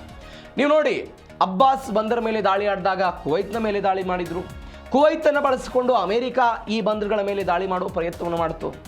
ಇದೀಗ ಇರಾನ್ ಅನೇಕ ಬಾರಿ ನಾನು ಉಲ್ಲೇಖ ಮಾಡಿದಾಗ ಇರಾನ್ನ ಸ್ಪೀಕರ್ ಅವರಾಗಿರ್ಬೋದು, ಬೇರೆ ಬೇರೆ ನಾಯಕರು ಏನು ಹೇಳಿಕೆ ಕೊಟ್ಟಿದ್ರು, ಇರಾನ್ ವಿರುದ್ಧ ಅಮೆರಿಕ ಯುದ್ಧವನ್ನು ಮಾಡೋದಕ್ಕೆ, ದಾಳಿಯನ್ನು ಮಾಡೋದಕ್ಕೆ ಯಾವುದಾದ್ರೂ ಒಂದು ದೇಶ ತನ್ನ ನೆಲವನ್ನು ಬಳಕೆ ಮಾಡೋದಕ್ಕೆ ಅವಕಾಶವನ್ನು ಮಾಡಿಕೊಟ್ರೆ ಅದನ್ನು ನಾವು ಅಮೆರಿಕಕ್ಕಿಂತಲೂ ಕೂಡ ಜಾಗವನ್ನು ಕೊಟ್ಟಿರುವಂತಹ ದೇಶದ ಮೇಲೆ ನಾವು ದಾಳಿ ಮಾಡ್ತೀವಿ ಅಂತ ಇದೇ ಇರಾನ್ ಅವರು ಹೇಳಿದ್ದನ್ನು ನೋಡಿದ್ದೀವಿ. ಯಾವ ಕಾರಣಕ್ಕಾಗಿ ಹೇಳಿದ್ರು? ಮಧ್ಯಪ್ರಾಚ್ಯದ ದೇಶಗಳು ಅಮೆರಿಕದ ಮಿತ್ರತ್ವವನ್ನು ಹೊಂದಿದೆ ಅನ್ನೋ ಕಾರಣಕ್ಕಾಗಿ. ಈ ಮಧ್ಯಪ್ರಾಚ್ಯದ ಆರ್ಥಿಕತೆಯ ಬೆನ್ನೆಲುಬನ್ನು ಮುರಿಬೇಕು ಅಂತ ಇರಾನ್ ಅವರು ಏನು ಮಾಡಿದ್ರು? ಹಾರ್ಮುಜ್ ಜಲಸಂಧಿಯನ್ನು ಬಂದ್ ಮಾಡಿದ್ರು. ಹೀಗಾಗಿ ಸೌದಿ ಸೇರಿದಂತೆ ಬೇರೆ ಬೇರೆ ದೇಶಗಳೆಲ್ಲ ಏನೆಲ್ಲ ಕ್ರಮಗಳನ್ನು ತೆಗೆದುಕೊಳ್ಳುವ ಪ್ರಯತ್ನವನ್ನು ಮಾಡಿದ್ರು ಅನ್ನೋ ನಾವೆಲ್ಲ ನೋಡಿದ್ದೀವಿ. ಇದೀಗ ಈ ಹೆಲಿಕಾಪ್ಟರ್ ಪತನದ ನಂತರ ಒನ್ಸ್ ಅಗೇನ್ ಇದೇ ಇರಾನ್ ದಾಳಿಯನ್ನು ಮಾಡಿದೆ. ಎಲ್ಲೆಲ್ಲಿ ದಾಳಿ ಆಯಿತು? ಏನು ಪರಿಣಾಮ? ಅಮೆರಿಕಾದ ಸೇನಾ ನೆಲೆಗಳು ಮಧ್ಯಪ್ರಾಚ್ಯದಲ್ಲಿ ಹೆಂಗೆ ಬಂತು? ಮಧ್ಯಪ್ರಾಚ್ಯದಲ್ಲಿ ಅಮೆರಿಕ ಸೇನಾ ನೆಲೆಗಳಿರೋದಕ್ಕೆ ಇರಾನ್ಗೆ ಯಾಕೆ ಆತಂಕ? ಡೀಟೇಲ್ಸ್ ನೋಡ್ತಾ ಹೋಗೋಣ. 3 ರಾಷ್ಟ್ರಗಳ ಅಮೆರಿಕ ನೆಲೆ ಮೇಲೆ ಇರಾನ್ ಅಟ್ಯಾಕ್ ಮಾಡಿದೆ. ಬಹರೇನ್, ಕುವೈತ್ ಮತ್ತು ಜೋರ್ಡಾನ್ನಲ್ಲಿರುವಂತಹ ಅಮೆರಿಕ ನೆಲೆಗಳ ಮೇಲೆ ಇರಾನ್ ಅವರು ದಾಳಿ ಮಾಡಿದ್ರು. ಅಮೆರಿಕ ನೆಲೆಯನ್ನು ಗುರಿಯಾಗಿಸಿ ಬ್ಯಾಲಿಸ್ಟಿಕ್ ಕ್ಷಿಪಣಿಗಳೆಲ್ಲ ಮತ್ತು ಡ್ರೋನ್ಗಳೆಲ್ಲ ಹಾರಿ ಬಂತು. ಬಹರೇನ್ನಲ್ಲಿರುವಂತಹ ಅಮೆರಿಕದ 5ನೇ ನೌಕಾಪಡೆಯ ಮೇಲೆ ಭೀಕರ ಡ್ರೋನ್ ಅಟ್ಯಾಕ್ ಆಯಿತು. ಅಕ್ಸಿಯಸ್ ಸುದ್ದಿ ಸಂಸ್ಥೆ ವರದಿಯಿಂದ ಒಂದು ಮಹಾ ಸಂಘರ್ಷದ ಸುಳಿವೆಲ್ಲ ಸಿಕ್ತು. ಬಹರೇನ್ ಮೇಲೆ ಅಮೆರಿಕದ 5ನೇ ನೌಕಾಪಡೆ ನೆಲೆ ಇದೆ, ಅಲ್ಲಿ ದಾಳಿ ಆಯಿತು. ಕುವೈತ್ನ ಅಲಿ ಅಲ್ ಸಾಲೆಮ್ ಎನ್ನುವಂಥ ಒಂದು ವಾಯು ನೆಲೆ ಇದೆ, ಅಲ್ಲಿ ದಾಳಿ ಆಯಿತು. ಜೋರ್ಡಾನ್ನ ಅಲ್ ಅಬ್ರಾಕ್ ಮಿಲಿಟರಿ ನೆಲೆ ಅದು, ಅಲ್ಲಿಯೂ ಕೂಡ ದಾಳಿ ಆಯಿತು. ಬಹರೇನ್ ಮೇಲೆ ಇವರೇನು ಮಾಡಿದ್ರು ಅಂತ ಹೇಳಿದ್ರೆ ಒಂದು ಡ್ರೋನ್ ದಾಳಿ ಮಾಡಿದ್ರು. ಯಾರು? ಇದೇ ಇರಾನ್ನವರು. ಬಹರೇನ್ನ ರಾಜಧಾನಿ ಮನಾಮದಲ್ಲಿ ಒಂದು ಸ್ಫೋಟದ ಶಬ್ದ ಎಲ್ಲ ಕೇಳಿಸ್ತು. ಇನ್ನು ಕುವೈತ್ನ ಮೇಲೆ ಡ್ರೋನ್ ಮತ್ತು ಕ್ಷಿಪಣಿ ದಾಳಿಗಳನ್ನು ಇರಾನ್ ಅವರು ನಡೆಸಿದ್ರು. ಭೀತಿಯ ಮುನ್ಸೂಚನೆ ಸಿಕ್ತು. ಈ ದಾಳಿಯಿಂದ ಪಾರಾಗೋದಕ್ಕೆ ಕುವೈತ್ ಅಕ್ಷರಶಃ ಹೆಣಗಾಡಿ ಹೋಗ್ಬಿಡ್ತು ಅಂತ ಸುದ್ದಿಗಳು ಬರ್ತಾ ಇದೆ. ಯಾಕಂದ್ರೆ ಆ ಪರಿಪ್ರಮಾಣದಲ್ಲಿ ದಾಳಿಯನ್ನ ಕುವೈತ್ನವರು ಇರಾನ್ನಿಂದ ಎದುರಿಸಿದ್ದಾರೆ. ಮತ್ತೊಂದು ಕಡೆ ಜೋರ್ಡಾನ್ ಮೇಲೆ F-35 ಯುದ್ಧ ವಿಮಾನವನ್ನು ಹೊಂದಿರುವಂತಹ ಅಲ್ ಅಜ್ರಾಕ್ ವಾಯು ನೆಲೆ ಇದು. ಅಮೆರಿಕದ F-35 ಯುದ್ಧ ವಿಮಾನಗಳು ಈ ಪ್ರದೇಶದಲ್ಲಿದೆ. ಈ ಪ್ರದೇಶದಲ್ಲಿ ಪಾರ್ಕಿಂಗ್ ಆಗುತ್ತೆ. ಹೀಗಾಗಿ ಈ ಕೇಂದ್ರವನ್ನು ಗುರಿಯಾಗಿಸಿಕೊಂಡು ಅವರು ಬ್ಯಾಲಿಸ್ಟಿಕ್ ಕ್ಷಿಪಣಿಗಳನ್ನು ಉಡಾವಣೆ ಮಾಡಿದ್ದಾರೆ. ಈ ಬ್ಯಾಲಿಸ್ಟಿಕ್ ಕ್ಷಿಪಣಿಗಳ ಪೈಕಿ 5 ಕ್ಷಿಪಣಿಯನ್ನ ಜೋರ್ಡಾನ್ ಹೊಡೆದುರುಳಿಸಿರೋದು ಅಂದರೆ 3 ಪ್ರದೇಶಗಳ ಮೇಲೆ, ಹೆಚ್ಚು ಕಡಿಮೆ 3 ಪ್ರದೇಶಗಳ ಮೇಲೆ ಇರಾನ್ನವರು ಗುರಿಯನ್ನು ಇಟ್ಟುಕೊಂಡು ದಾಳಿ ಮಾಡಿ ಅವರಿಗೆ ನಾವು ಹಾನಿ ಮಾಡಿದರೆ ಆ ಹಾನಿಯ ಮುಖಾಂತರ ಅಮೆರಿಕಕ್ಕೆ ಒತ್ತಡ ಬರುತ್ತೆ. ಅಮೆರಿಕದ ಒತ್ತಡಕ್ಕೆ ಬಂದ ನಂತರ ನಮ್ಮ ಮೇಲಿನ ದಾಳಿ ಕಡಿಮೆ ಆಗಬಹುದು ಎನ್ನುವಂಥ ಆಶಾಭಾವನೆ ಇರಾನ್ಗೆ ಇರುವಂಥದ್ದು. ಮತ್ತೊಂದು ಕಡೆ ಜೋರ್ಡಾನ್ನಲ್ಲಿ ಅಮೆರಿಕ ನೆಲೆ ಧ್ವಂಸವಾಗಿದೆ. ಜೋರ್ಡಾನ್ನಲ್ಲಿರುವಂತಹ ನೆಲೆ ಧ್ವಂಸ ಆಗಿರೋದು. ಜೋರ್ಡಾನ್ನಲ್ಲಿರುವಂತಹ ಅಮೆರಿಕ ನೆಲೆಯ 4 ಪ್ರಮುಖ ಪಾಯಿಂಟ್ಗಳ ಮೇಲೆ ಇರಾನ್ ಅವರು ದಾಳಿ ಮಾಡಿದ್ರು. ಇರಾನ್ ಕ್ಷಿಪಣಿ ದಾಳಿಗೆ ಜೋರ್ಡಾನ್ನಲ್ಲಿ ಅಮೆರಿಕ ಮಿಲಿಟರಿ ಆಸ್ತಿಗೆ ಭಾರಿ ಹಾನಿಯಾಗಿದೆ. ಯುದ್ಧದ ಸೈರನ್ಗಳೆಲ್ಲ ಮೊಳಗ್ತು, ಜನಸಾಮಾನ್ಯರೆಲ್ಲ ನಡಗಿದ್ರು. ದಾಳಿಗೆ ಬೆನ್ನಲ್ಲೇ ಕುವೈತ್ ಸೇನೆ ಎಲ್ಲ ಎಚ್ಚೆತ್ತುಕೊಳ್ತು. ವಾಯು ರಕ್ಷಣಾ ವ್ಯವಸ್ಥೆಯಿಂದೆಲ್ಲ ಪ್ರತಿರೋಧ ತೋರುವಂತಹ ಪ್ರಯತ್ನವನ್ನು ಮಾಡಿದ್ದಾರೆ. ಪ್ರತಿರೋಧ ಅಲ್ ಅಬ್ರಾಕ್ ವಾಯು ನೆಲೆಯ 4 ಪ್ರಮುಖ ಪಾಯಿಂಟ್ಗಳ ಮೇಲೆಲ್ಲ ದಾಳಿ ಮಾಡಿದ್ರು. ಯಾವ್ಯಾವುದು 4 ಪಾಯಿಂಟು? F-35 ಯುದ್ಧ ವಿಮಾನ ಹ್ಯಾಂಗರ್ ಇರುವಂತಹ ಒಂದು ಪ್ರದೇಶ ಇದು. ಅಲ್ ಅಜ್ರಾಕ್ ಬೇಸ್ ಅಮೆರಿಕದ F-35 ಸ್ಟೆಲ್ತ್ ಯುದ್ಧ ವಿಮಾನಗಳನ್ನು ಹೊಂದಿರುವಂತಹ ತಾಣ ಇದು. ಇಲ್ಲಿ ದಾಳಿ ಮಾಡಿದರೆ ಅಮೆರಿಕಕ್ಕೆ ಹಾನಿ ಆಗುತ್ತೆ ಅನ್ನುವಂತಹ ಒಂದು ಭಾವನೆಯಿಂದ ಇರಾನ್ ಅವರು ದಾಳಿ ಮಾಡಿದ್ರು. ಎರಡನೇದು military command and control centre ಒಂದಿದೆ ಅಲ್ಲಿ. ಇಡೀ ಈ ಒಟ್ಟಾರೆ ವಾಯುನೆಲೆಯ ಕಾರ್ಯಾಚರಣೆ ಏನಾಗುತ್ತೆ ಮತ್ತು ನಿಯಂತ್ರಣಗಳಾಗುತ್ತೆ, ಈ ಯುದ್ಧದ ಬಗ್ಗೆ ನಿರ್ಧಾರಗಳನ್ನು ತೆಗೆದುಕೊಳ್ಳುವಂತಹ ಒಂದು ಮುಖ್ಯ ಕಮಾಂಡ್ ಕೇಂದ್ರ ಇದು. ಇದನ್ನು ಕೂಡ ಇರಾನ್ ಅವರು 2ನೇ ಭಾಗವಾಗಿ ಗುರಿ ಮಾಡಿದ್ರು. 4ರ ಪೈಕಿ 2 ಆಯಿತು. 3ನೇದು ವಾಯು ರಕ್ಷಣಾ ಮತ್ತು ರೆಡಾರ್ ವ್ಯವಸ್ಥೆಗಳ ಮೇಲೆ ಕ್ಷಿಪಣಿ ಡ್ರೋನ್ ದಾಳಿಗಳನ್ನು ಪತ್ತೆ ಹಚ್ಚುವಂತಹ ಅಮೆರಿಕದ ಅತ್ಯಾಧುನಿಕ ಈ ಬೇಸ್ಗಳಿತ್ತಲ್ಲ, ಈ ಬೇಸ್ಗಳ ಮೇಲೆಯೂ ಕೂಡ ದಾಳಿ ಮಾಡಿದ್ರು. ನಾವು ಹಿಂದೆ ಇದೇ DNA ಒಂದು ಸುದ್ದಿ ನೋಡಿದ್ವಿ. ಕುವೈತ್ ಈಜಿಪ್ಟ್ ಸೇರಿದಂತೆ ಬೇರೆ ಬೇರೆ ಕಡೆಗಳಲ್ಲಿ ಅಮೆರಿಕದ ತಾಡ್ ವ್ಯವಸ್ಥೆ ಇತ್ತು. ಆ ತಾಡ್ ವ್ಯವಸ್ಥೆಯನ್ನು ಕೂಡ ಬಗ್ಗು ಬಡಿಬೇಕು ಅನ್ನೋ ಕಾರಣಕ್ಕಾಗಿ ಇರಾನ್ ಅವರು ದಾಳಿ ಮಾಡಿದ್ರು, ಹಾನಿಯನ್ನು ಕೂಡ ಮಾಡಿದ್ರು. ಅಂಥದ್ದೇ ಪ್ರಯತ್ನವನ್ನ ಇದೀಗ ಇರಾನ್ ಈ ನೆಲೆಗಳ ಮೇಲೆ ಮಾಡಿದೆ. ಕೊನೆಯದಾಗಿ 4ರ ಪೈಕಿ ಇಂಧನ ಮತ್ತು ಶಸ್ತ್ರಾಸ್ತ್ರಗಳ ಈ ಮಿಶ್ರಣಗಳು ಉಗ್ರಾಣಗಳೇನಿತ್ತಲ್ಲ, ಆ ಉಗ್ರಾಣಗಳ ಮೇಲೆ ದಾಳಿ ಮಾಡಿದ್ರು. ಇದರ ಉದ್ದೇಶ ಏನು? ಅಮೆರಿಕದ ಪಡೆಗಳಿಗೆ ತೈಲವನ್ನು ತುಂಬಿಸುವಂತಹ ಪ್ರದೇಶ ಇರುತ್ತಲ್ಲ, ಅಲ್ಲಿ ದಾಳಿ ಮಾಡಿದರೆ ತೈಲದ ಕೊರತೆ ಉಂಟಾಗಬಹುದು. ಆ ಮುಖಾಂತರ ಯುದ್ಧದ ಈ ಭೀಕರತೆ ಕಡಿಮೆ ಆಗುತ್ತೆ ಅನ್ನುವ ಕಾರಣಕ್ಕಾಗಿ ಇದೀಗ ಈ 4 ಗುರಿಗಳನ್ನು ಇಟ್ಕೊಂಡು ಇರಾನ್ನವರು ದಾಳಿ ಮಾಡಿದರು. ಮತ್ತೊಂದು ಬೆಳವಣಿಗೆ ಏನು ಅಂತ ಹೇಳಿದ್ರೆ, ಜಾಗ ಖಾಲಿ ಮಾಡಿ ಅಂತ ಇರಾನ್ನವರು ವಾರ್ನಿಂಗ್ ಕೊಟ್ಟಿದ್ದಾರೆ. ಜಾಗ ಖಾಲಿ ಮಾಡಬೇಕು ನೀವು ಅಂತ ಮೊದಲ ದಿನದಿಂದಲೂ ಕೂಡ ಅವರು ಹೇಳ್ತಾ ಇರೋದು. ಅಮೆರಿಕಾಗೆ ನೇರ ಬೆದರಿಕೆ ಹಾಕಿದ್ದಾರೆ ಇರಾನ್ನ ವಿದೇಶಾಂಗ ಸಚಿವ ಅಬ್ಬಾಸ್ ಅರಾಗ್ಜಿ. ನಮ್ಮ ತಾಳ್ಮೆಯನ್ನು ಪರೀಕ್ಷೆ ಮಾಡಬೇಡಿ, ಸುರಕ್ಷಿತವಾಗಿರಬೇಕಾದ್ರೆ ಈ ಪ್ರದೇಶವನ್ನೆಲ್ಲ ಬಿಟ್ಟು ತೊಲಗಿ ಹೋಗಿ ಅಂತೆಲ್ಲ ಹೇಳಿರೋದು. ನೀವು ಸ್ವಲ್ಪ ಇತಿಹಾಸಕ್ಕೆ ಹೋಗಬೇಕು, ಈ ಸ್ಟೋರಿಯನ್ನು ಗಮನಿಸಬೇಕು ಅಂತ ಹೇಳಿದರೆ, ಒಟ್ಟು 80 ವರ್ಷಗಳ ಇತಿಹಾಸ. ಈ 80 ವರ್ಷಗಳ ಸರಿಸುಮಾರದಲ್ಲಿ ಹೆಂಗೆ ಅಮೆರಿಕ ಸೇನೆ ಮಧ್ಯಪ್ರಾಚ್ಯದಲ್ಲಿ ನೆಲೆ ಊರ್ತು, ಯಾಕೆ ಇರಾನ್ ಇದನ್ನು ವಿರೋಧ ಮಾಡುತ್ತೆ ಅಂತ ಸ್ವಲ್ಪ. 1945ರಲ್ಲಿ ಕ್ವಿನ್ ಮೇರಿ ಒಪ್ಪಂದ ಆಗುತ್ತೆ. ಯಾರ್ಯಾರ ನಡುವೆ? ಸೌದಿ ಅರೇಬಿಯಾದ ರಾಜ ಮತ್ತು ಅಮೆರಿಕದ ಅಧ್ಯಕ್ಷರ ನಡುವೆ ಇದೊಂದು ಒಪ್ಪಂದ ಆಯಿತು. ಏನಿದು ಒಪ್ಪಂದ? ನಾವು ನಿಮ್ಮ ತೈಲ ಬಾವಿಗಳಿಗೆ ರಕ್ಷಣೆ ಕೊಡ್ತೀವಿ, ಸೌದಿ ಅರೇಬಿಯಾದಲ್ಲಿರುವಂಥ ತೈಲ ಬಾವಿಗಳಿಗೆ ರಕ್ಷಣೆ ಕೊಡ್ತೀವಿ, ನೀವು ನಮಗೆ ತೈಲವನ್ನು ಪೂರೈಕೆ ಮಾಡಬೇಕು ಅಂತ 2ನೇ ಮಹಾಯುದ್ಧದ ಸಮಯದಲ್ಲಿ ಅಮೆರಿಕ ಮತ್ತು ಸೌದಿ ಅರೇಬಿಯಾದ ನಡುವೆ ಒಪ್ಪಂದ ಆಯ್ತಲ್ಲ, ಅವತ್ತು ಮಧ್ಯಪ್ರಾಚ್ಯ ಮತ್ತು ಅಮೆರಿಕದ ನಡುವೆ ಸಂಬಂಧ ಶುರುವಾಯಿತು. ಇದು ಬೇಸಿಕ್ಕು. 2ನೇ ಬೆಳವಣಿಗೆ ಏನಾಯಿತು ಅಂತ ಹೇಳಿದ್ರೆ, 1950ರಿಂದ 1980ರ ತನಕ ಶೀತಲ ಸಮರ ಏನು ನಡೀತಲ್ಲ, ಶೀತಲ ಸಮರದಲ್ಲಿ ಸೋವಿಯತ್ ರಷ್ಯಾ ಮತ್ತು ಅಮೆರಿಕದ ನಡುವೆ ಈ ಸಮಯದಲ್ಲಿ ಏನು ಮಾಡ್ತು ಅಂತ ಹೇಳಿದ್ರೆ, ಈ ಶೀತಲ ಸಮರದಲ್ಲಿ ಅಮೆರಿಕ ಮಧ್ಯಪ್ರಾಚ್ಯದ ಎಲ್ಲ ದೇಶಗಳಿಗೆ ಆರ್ಥಿಕವಾಗಿ ಸಹಾಯ ಮಾಡ್ತು, ಶಸ್ತ್ರಾಸ್ತ್ರಗಳ ಸಹಾಯ ಮಾಡ್ತು. ಆ ಮುಖಾಂತರ ರಷ್ಯಾವನ್ನು ಬಗ್ಗು ಬಡಿಬೇಕು ಅನ್ನುವಂಥ ಉದ್ದೇಶ. ಅಲ್ಲಿ ಮತ್ತಷ್ಟು ಸಂಬಂಧ ಗಟ್ಟಿಯಾಯಿತು. ಮತ್ತೊಂದು ಬೆಳವಣಿಗೆ ಆಯಿತು 1990ರಲ್ಲಿ. ಒಂದು ಟರ್ನಿಂಗ್ ಪಾಯಿಂಟ್ ಇದು ಅಮೆರಿಕಕ್ಕೆ. ಹೆಂಗೆ ಅಂತ ಹೇಳಿದರೆ, ಸದ್ದಾಂ ಹುಸೇನ್ ಕುವೈತ್ ಮೇಲೆ ದಾಳಿ ಮಾಡಿದ.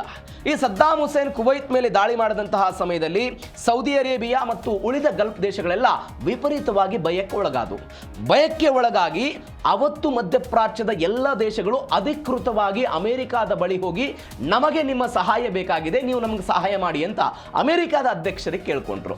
ಅವತ್ತು ಅಮೆರಿಕ, ಕುವೈತ್ ಸೇರಿದಂತೆ ಎಲ್ಲ ದೇಶಗಳ ಸಹಾಯಕ್ಕೆ ಬಂತು. ಸಹಾಯದ ನಂತರ ಏನು ಮಾಡ್ತು ಅಂತ ಹೇಳಿದ್ರೆ, America, Saudi Arabia, Kuwait, Bahrain ಸೇರಿದಂತೆ ಎಲ್ಲ ದೇಶಗಳಲ್ಲೂ ಕೂಡ ತನ್ನ ಸೇನಾ ನೆಲೆಗಳನ್ನು ಶುರು ಮಾಡ್ಕೊಳ್ತಾ ಹೋಯಿತು. ಅದಾದ ನಂತರ 9/11 ದಾಳಿ ಆಯ್ತಲ್ಲ, ಈ 9/11 ದಾಳಿಯ ನಂತರ ಈ ಭಯೋತ್ಪಾದನೆಯ ವಿರುದ್ಧ ದಾಳಿ ಅಂತ ಹೇಳಿ ಅಮೆರಿಕಾದವರು ಒಂದು ಸ್ಟ್ಯಾಂಡ್ ತಗೊಂಡು ಸದ್ದಾಂ ಹುಸೇನ್ ಅವರನ್ನು ಹೊಡೆಯುವ ಪ್ರಯತ್ನ ಆಯಿತು. ಅದಾದ ನಂತರ ಬೇರೆ ಬೇರೆ ಕಡೆಗಳಲ್ಲಿ ಮತ್ತೆ ಅಮೆರಿಕದ ನೆಲೆಗಳೆಲ್ಲವೂ ಕೂಡ ಶುರುವಾಯಿತು. ಆದಾಗೆ ನಂತರ 1979ರ ಇಸ್ಲಾಮಿಕ್ ಕ್ರಾಂತಿ ಅದೆಲ್ಲವೂ ಕೂಡ ಆದ ನಂತರ ಈ ಕಾರಣಕ್ಕಾಗಿ ಹೇಗೆ ಅಮೆರಿಕ ಮಧ್ಯಪ್ರಾಚ್ಯದಲ್ಲಿ ನೆಲೆ ಊರಿ ಅಲ್ಲಿಯ ರಾಜಕೀಯ ಮತ್ತು ತೈಲದ ವಿಚಾರದಲ್ಲಿ ತನ್ನ ಹಿಡಿತವನ್ನು ಸಾಧಿಸ್ತಾ ಇದೆಯಲ್ಲ, ಇವತ್ತು ಇರಾನ್ ಹೇಳ್ತಾ ಇದೆ ನೀವು ಜಾಗವನ್ನು ಖಾಲಿ ಮಾಡಿ. ಈ ಕಾರಣಕ್ಕಾಗಿ ಇರಾನ್ ಹೇಳ್ತಾ ಇರೋದು. ಈಗ ಅಂಥದ್ದೇ ಹೇಳಿಕೆಯನ್ನು ಅಬ್ಬಾಸ್ ಅರಾಗ್ಜಿ ಕೊಟ್ಟಿದ್ದಾರೆ. ಏನು ಅಂತ ಹೇಳಿದ್ರೆ, ಸೌದಿ, ಟರ್ಕಿ ಜೊತೆಗೆ ಇರಾನ್ ರಹಸ್ಯವಾಗಿ ಮಾತುಕತೆಯನ್ನು ನಡೆಸಿದೆ. ಅಮೆರಿಕ ದಾಳಿಯ ನಂತರ ಮುಸ್ಲಿಂ ದೇಶಗಳ ನಡುವೆ ಮಾತುಕತೆ.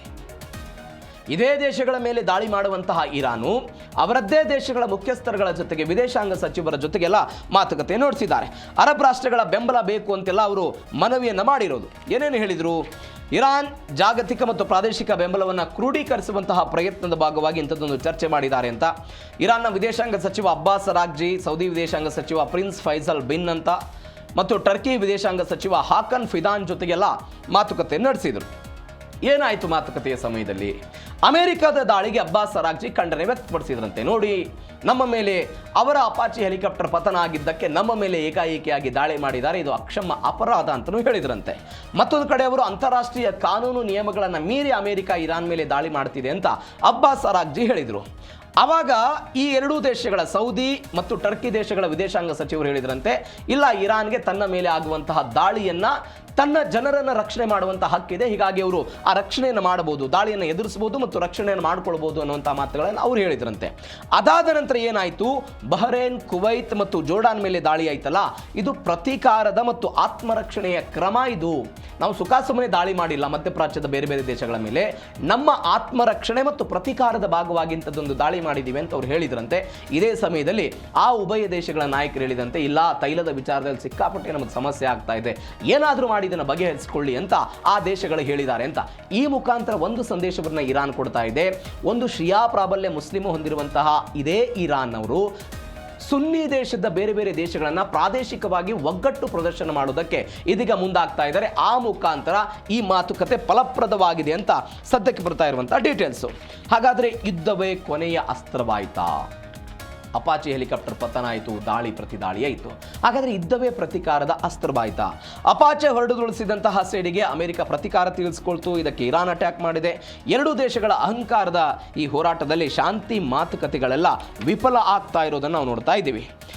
ಶತ್ರು ಸೇನೆಗೆ ನಾವು ತಕ್ಕ ಪಾಠ ಕೊಡ್ತೀವಿ, ಸುಮ್ಮನೆ ಬಿಡಲ್ಲ ಅಂತ ಇರಾನ್ ಹೇಳ್ಕೊಂಡಿದೆ. IRGC ಹೇಳ್ತಾ ಇದೆ, ಅಮೆರಿಕ ಭಯೋತ್ಪಾದಕ ಮಿಲಿಟರಿ ಪಡೆ ಹೆಲಿಕಾಪ್ಟರ್ ಪತನದ ಸುಳ್ಳು ನೆಪವನ್ನು ಇಟ್ಕೊಂಡು ದಾಳಿ ನಡೆಸಿದೆ, ಹೀಗಾಗಿ ನಾವು ತಕ್ಕ ಶಾಸ್ತಿಯನ್ನು ಕೊಟ್ಟಿದ್ದೀವಿ ಅಂತ IRGC ಹೇಳ್ತು.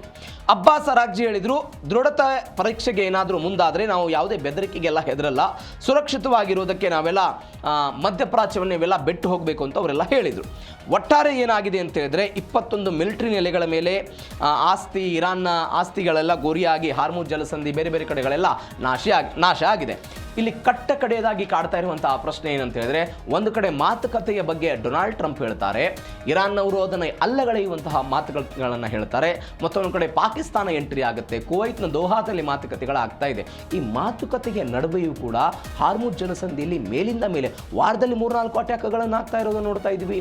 ಇಂತಹ ಪರಿಸ್ಥಿತಿಯಲ್ಲಿ ಅಮೆರಿಕದ ಇತಿಹಾಸವನ್ನು ನೋಡಿದರೆ ಬೇರೆ ಬೇರೆ ದೇಶಗಳ ವಿಚಾರದಲ್ಲೂ ಕೂಡ ಹಾಗೆ ಆಗಿದೆ. ನಾವು ಮಾತುಕತೆ ಅನ್ನುವಂಥ ಹೇಳುವ ಪ್ರಯತ್ನವನ್ನು ಅಮೆರಿಕ ಮಾಡುತ್ತೆ. ಒನ್ಸ್ ಅಗೇನ್ ದಾಳಿ ಅಥವಾ ಏನಾದರೂ ಹೆಚ್ಚು ಕಡಿಮೆ ಆದರೆ ಪ್ರತೀಕಾರದ ಭಾಗವಾಗಿ ಅಮೆರಿಕ ಹೋಗ್ತಾ ಇದೆ. ಅಂಥದ್ದೇ ಬೆಳವಣಿಗೆ ಆಗ್ತಾ ಇದೆ. ಇದು ಮತ್ತೊಂದು ಮಹಾಯುದ್ಧಕ್ಕೆ ನಾಂದಿ ಹಾಡುತ್ತಾ ಕಾದು ನೋಡಬೇಕಾಗಿದೆ.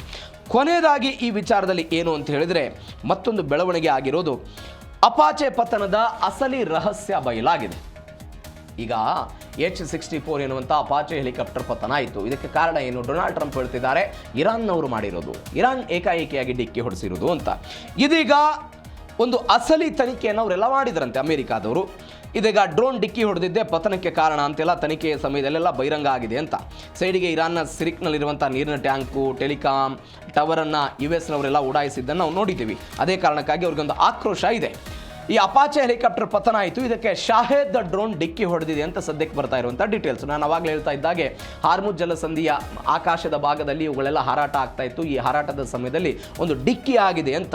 ಈ ಅಪಾಚೆ ಹೆಲಿಕಾಪ್ಟರ್ಗೆ ಆಗ ಶಾಹೇದ್ ಡ್ರೋನ್ ಡಿಕ್ಕಿ ಆಯಿತು, ಹೆಲಿಕಾಪ್ಟರ್ ನಿಯಂತ್ರಣ ತಪ್ಪಿ ಒಮನ್ ಸಮುದ್ರದಕ್ಕೆಲ್ಲ ಬಿತ್ತು ಅಂತ. ಮತ್ತೊಂದು ಏನು ಬೆಳವಣಿಗೆ ಅಂತ ಹೇಳಿದ್ರೆ, ಈ ವಾಯು ಪ್ರದೇಶ ಇದೆಯಲ್ಲ ಅತ್ಯಂತ ದಟ್ಟಣೆ ಇರುವಂತಹ ಪ್ರದೇಶ ಅಂತೆ.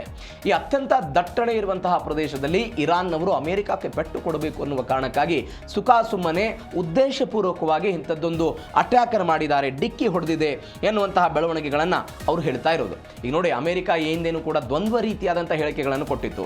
F-15 ಯುದ್ಧ ವಿಮಾನ ಆದಾಗ ಒಂದು ಬಾರಿ ಇರಾನ್ ಅವರು ಹೊಡೆದಿಲ್ಲ ಅಂತ ಹೇಳಿದ್ರು, ತಾಂತ್ರಿಕ ಅನ್ನುವ ಕಾರಣಕ್ಕೆ ಹೇಳಿದ್ರು.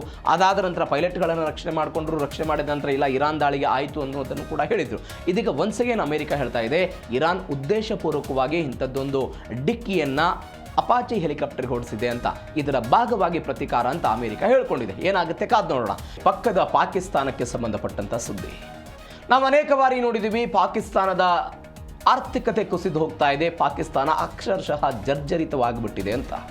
ಆದರೆ ಇದೇ ಪಾಕಿಸ್ತಾನ ತನ್ನದ್ದೇ ಆಡಳಿತವನ್ನು ಹೊಂದಿರುವಂತಹ ಪಾಕ್ ಆಕ್ಯುಪೈಡ್ ಕಾಶ್ಮೀರ, ಪಾಕಿಸ್ತಾನದ್ದಲ್ಲ, ಅದು ಭಾರತದ್ದು. ಅದನ್ನು ಅವರು ವಶಪಡಿಸಿಕೊಂಡಿದ್ದಾರೆ, ಅದನ್ನು ವಾಪಸ್ ತೆಗೆದುಕೊಳ್ತೀವಿ ಅಂತ ಭಾರತ ಸರ್ಕಾರ ಅನೇಕ ಬಾರಿ ಹೇಳಿದೆ. ಆ ವಿಚಾರದ ಡೀಟೇಲ್ಸಿಗೆ ಬರ್ತೀನಿ. ಆದರೆ ಇದೇ ಪಾಕ್ ಆಕ್ಯುಪೈಡ್ ಕಾಶ್ಮೀರದಲ್ಲಿ ತನ್ನದೇ ಜನರ ಮೇಲೆ ಸ್ವತಃ ಪಾಕಿಸ್ತಾನದ ಸೈನ್ಯ ಕ್ರೂರವಾಗಿ ಮೆರೆದುಬಿಟ್ಟಿದೆ. ಪ್ರತಿಭಟನೆ ಮಾಡ್ತಾ ಇದ್ದಂತಹ ಜನರ ಮೇಲೆ ದಾಳಿ ಮಾಡಿದರು. ದಾಳಿಯ ಪರಿಣಾಮವಾಗಿ 30 ಜನ ನರಮೇಧ ಆಗಿರುವಂತಹ ಘಟನೆ ಇದು. ಎಲ್ಲಿ? ಇದೇ ಪಾಕ್ ಆಕ್ಯುಪೈಡ್ ಕಾಶ್ಮೀರದಲ್ಲಿ. ಇದು ಮೊದಲ ಬಾರಿನ? ಸಾಧ್ಯ ಇಲ್ಲ. ಅನೇಕ ವರ್ಷಗಳಿಂದ ಪಾಕಿಸ್ತಾನದ ಇಸ್ಲಾಮಾಬಾದ್ ಸರ್ಕಾರದ ವಿರುದ್ಧ ಪಾಕ್ ಆಕ್ಯುಪೈಡ್ ಕಾಶ್ಮೀರದ ಜನ ಪ್ರತಿಭಟನೆ ಮಾಡ್ತಿದ್ದಾರೆ. ಅಲ್ಲಿಯ ಅಸಮಾನತೆಯ ಬಗ್ಗೆ ಧ್ವನಿಗಳನ್ನು ಎತ್ತಿದ್ದಾರೆ, ಪ್ರತಿಭಟನೆ ಮಾಡಿದ್ದಾರೆ.